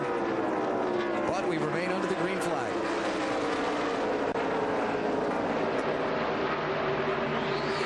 8 laps to go. Harvick has put some distance between himself and Robbie Gordon and Jamie McMurray. Now McMurray's got to get by Robbie as quick as possible. He cannot mess around with Robbie Gordon. If his car is quicker, he's got to force the issue if he's going to run down Kevin Harvick. And Harvick is loving it. He's looking in his mirror going, keep him back there, Robbie. Kevin Harvick started on pole for today's race, led the opening 17 laps, then fell back, was passed by Bill Elliott at that point, did not lead again in this race until lap 145. When he got the lead on that restart we showed you there just a minute ago. Now Harvick's in good shape right now. Our Napa Field summary on the Brickyard 400. 12 leaders, 17 lead changes in this race.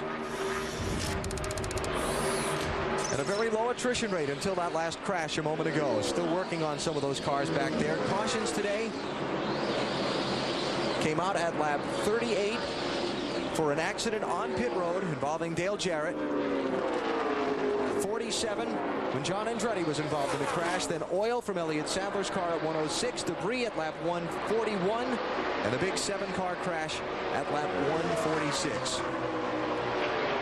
Dale Jarrett's jackman, John Bryan, was injured in that accident. He was taken to Methodist Hospital here in Indianapolis for further treatment and evaluation. We have received no further word on it other than he was awake and alert when transported to the hospital. Oh, McMurray is right there. He's going to get on the inside of Robbie this time off turn 4. And he's got a skirt or something flapping on the left side of that race car, the 42 car of Jamie McMurray right there.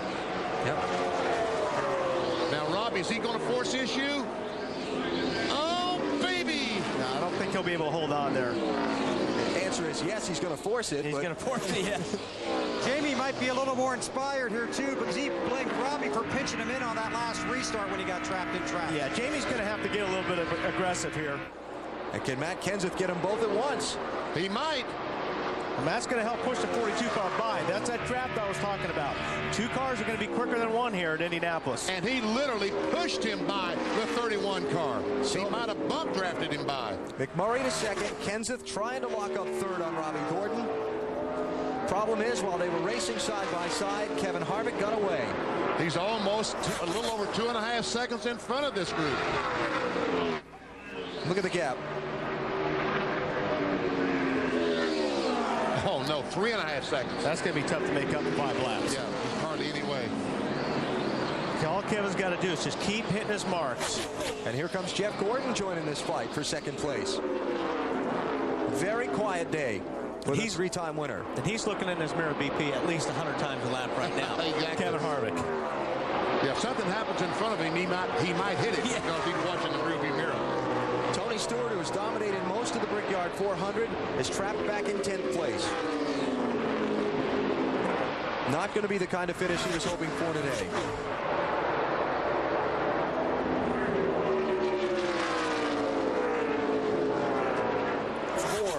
To go as they come down this long front straightaway surrounded by this massive crowd at Indianapolis.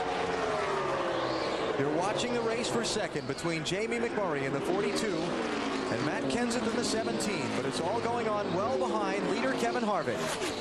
And Matt is putting some pressure on Jamie McMurray right now. He is. That Kenseth this year in that 17 car has been like this almost every race. So competitive. And here he is on the inside of McMurray for second spot. He's got it. Open some air. And Matt Kenseth, the NASCAR Winston Cup Championship leader, goes to the second spot.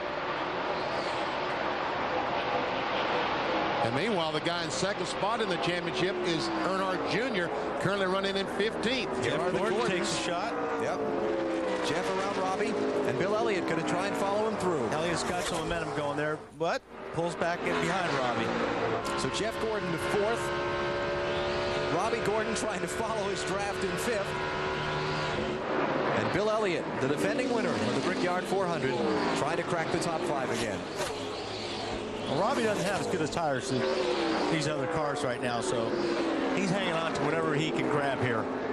We are past the point at which NASCAR would use the red flag in the race to try and get a green flag finish. So if the caution comes out now, it's going to have to be really, really quick to help Matt Kenseth.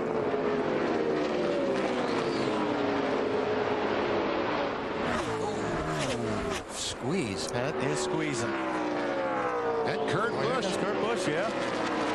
Got a pretty good run there, Benny. Up front, it's all Kevin Harvick. With now 5 miles to go in the Brickyard 400, Matt.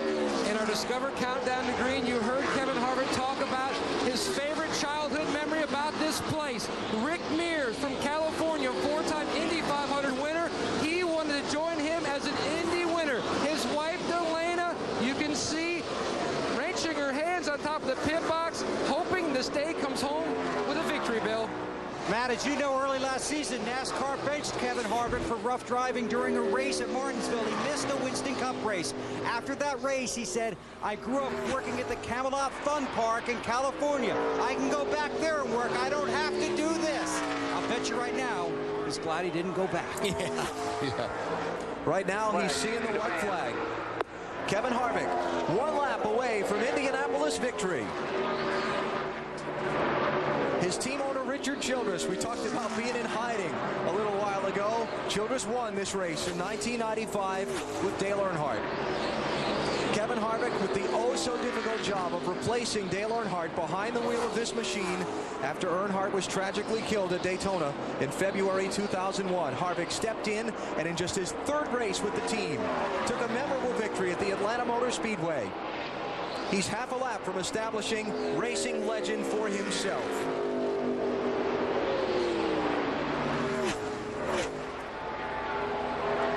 The final corner. And 300,000 fans are on their feet at the Indianapolis Motor Speedway. The checkered flag is in sight, and the California kid, Kevin Harvick, wins the 10th Brickyard 400.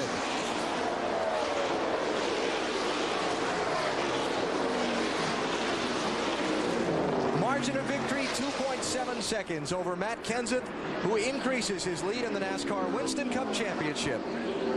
Tony Stewart, who dominated the day, actually lost a couple of positions in that final sprint to the checkers. After leading 60 of the 160 laps, Stewart's going to wind up 12th. What a day for Kevin Harvick and the Richard Childress race team, Matt. Todd Barrier, congratulations. What does this win mean? I tell you what, it means a lot. The whole company, you know, everybody there is dug deep to get this place turned around and get all these things going. Gil had a hell of a team already built. It makes my job easy, you know, so it's a great day. Todd, this is Indy. This is special. Yeah, I realized it a little bit later. Me and Gil been talking about buying lottery tickets for 2 days. Hell, I think we just hit it.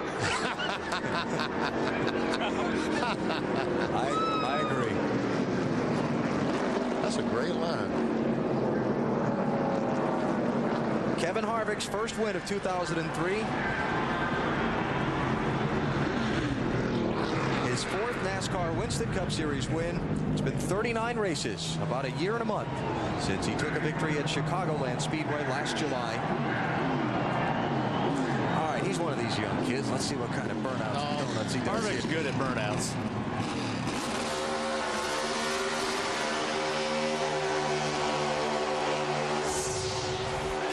Today's winner in Chevy congratulates Kevin and the number 29 Monte Carlo. Kevin will tell you the only thing that comes close to Monte Carlo's reputation on the track is its reputation on the street. More champions depend on Chevy. You'll be there. Chevrolet's fifth win in the Brickyard 400 in 10 tries. That was his wife, Delana. Oh, and he closed the right rear. Blew the right rear tire, blew the quarter panel off of it. That's a burnout. That's a burnout. Oh, you gotta love it. Delana comes from a racing family. Her uncle Dickie and her dad John Limble both raced out of I think Kernersville, North Carolina. Yes, sir. You remember correct. What a day. Kevin Harvick led the first 17 laps of the race and didn't lead again until there were 15 laps to go. Keep doing more burnouts, Kevin. You don't have any rubber left. He might have to get some fog lights on that thing to find his way to the winner's circle, huh?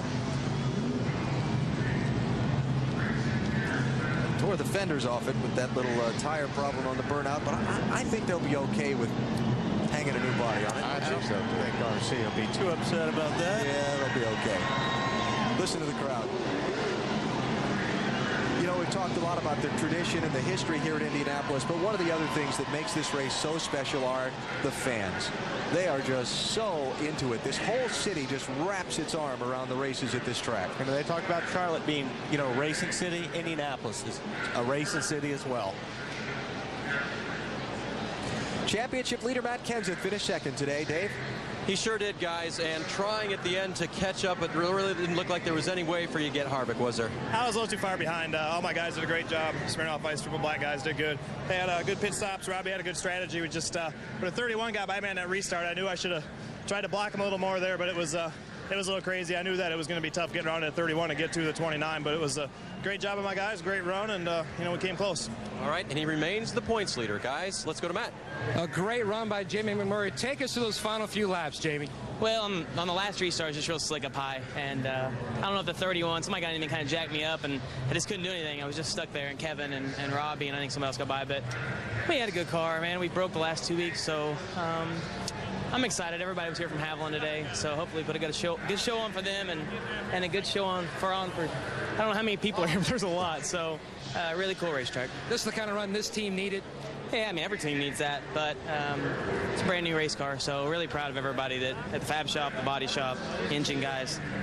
We've come a long ways since the beginning of the year, so just excited for everybody at Chip Ganassi Racing with Felix Sabatas.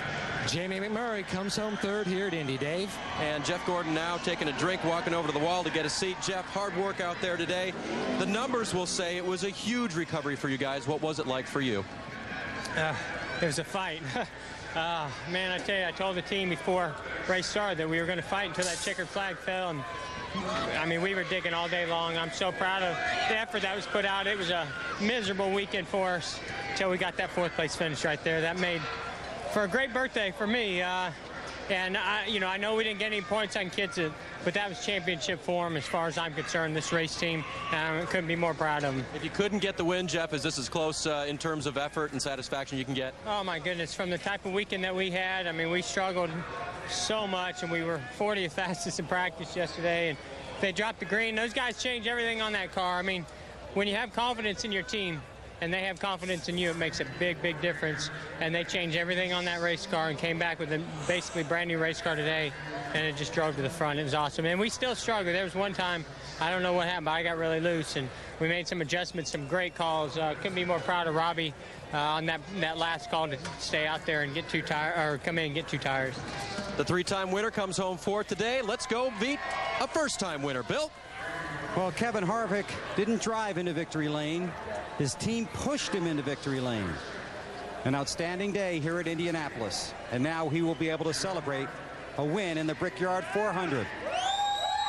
Kevin Harvick wins the 10th running of the Brickyard 400 at the Indianapolis Motor Speedway. Congratulations, you're a long way from the Camelot Fun Park today. How does this feel? Man, I can't believe this. Kiss for his wife. It's awesome. I mean, to win the Brickyard 400 is our first race. Come here, man. Where were you hiding? I was up on top watching. I was looking for you. Good job. I tell you what, to win the Brickyard 400 is our first race this year is awesome for this GM Goodwrench team. Everyone involved from Snap-on to Sylvania to Sonic, Coca-Cola, Purdue, Reese's. Who am I missing? Van Camps. How about yourself? What's it like for you? I mean, I don't even know if I can explain it. It's so awesome. I mean, I grew up, I told Matt this morning, I got a picture hanging on my wall that says, "Good luck, hope to see you here someday," from Rick Mears. And damn if we aren't here in Victory Lane at the Brickyard. This is awesome. Just for this team and all these fans, all the people that stuck with us through thick and thin. It's a pretty awesome day for us. Kevin, these colors and this car owner have been to Victory Lane at Indianapolis before. I think it was 95, wasn't it? Yes, sir. You brought them back. Yeah, I tell you what, anything we can do that Dale Earnhardt did is an accomplishment. This whole race team, and that's why we still got this 3 on the side, because this is what this is what made this whole organization and this race team what it is today. So I'm just glad to be a part of it, and I want to thank Richard and all the guys at the shop for tearing these things apart. We only raced this thing once this year, and it's had 3 bodies on it, so they've been working hard. How about that 31 being behind you there? Were you concerned about that at all, Kevin?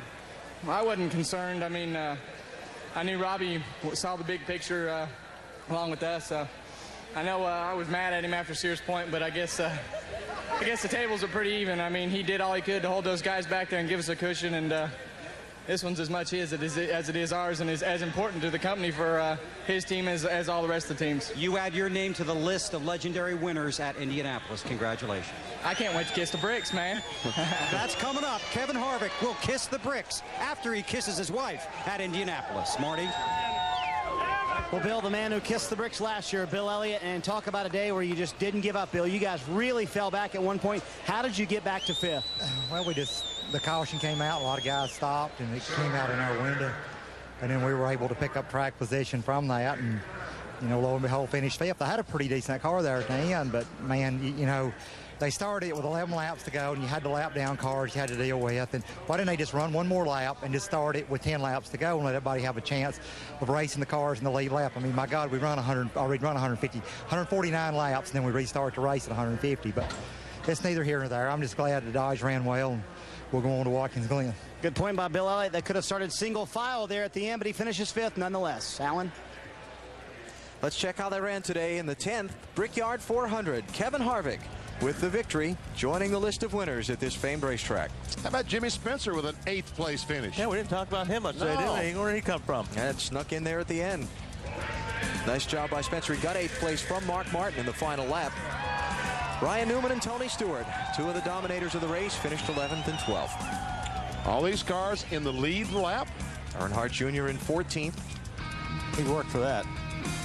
Jeff Green had a strong day, kind of got shuffled back at the finish. And Greg Biffle last on the lead lap.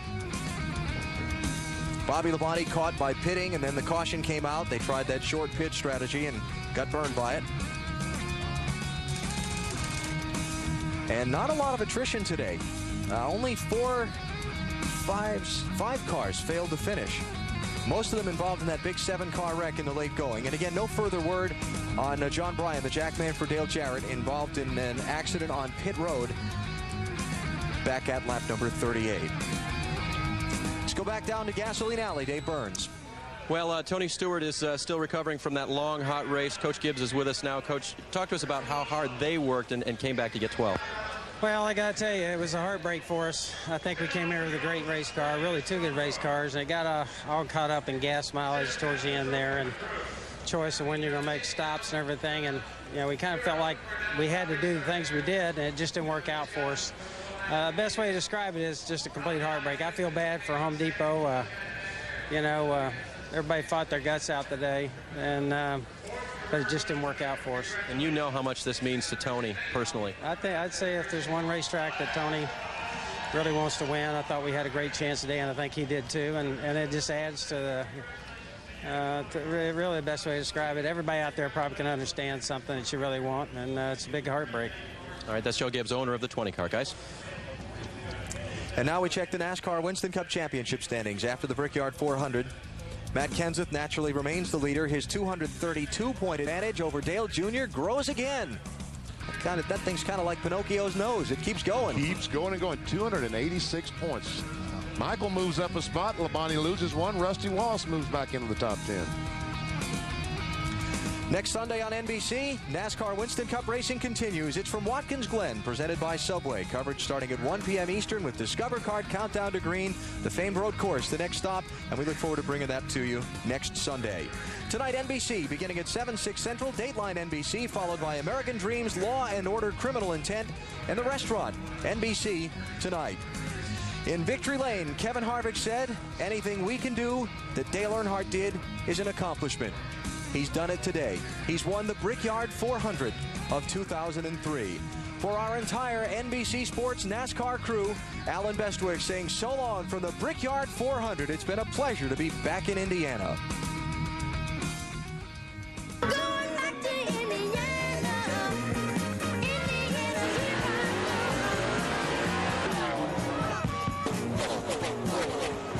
Trouble. 3, 4 cars in it. Caution flag is out. Still there. Slow car ahead on the outside. Stay low, low.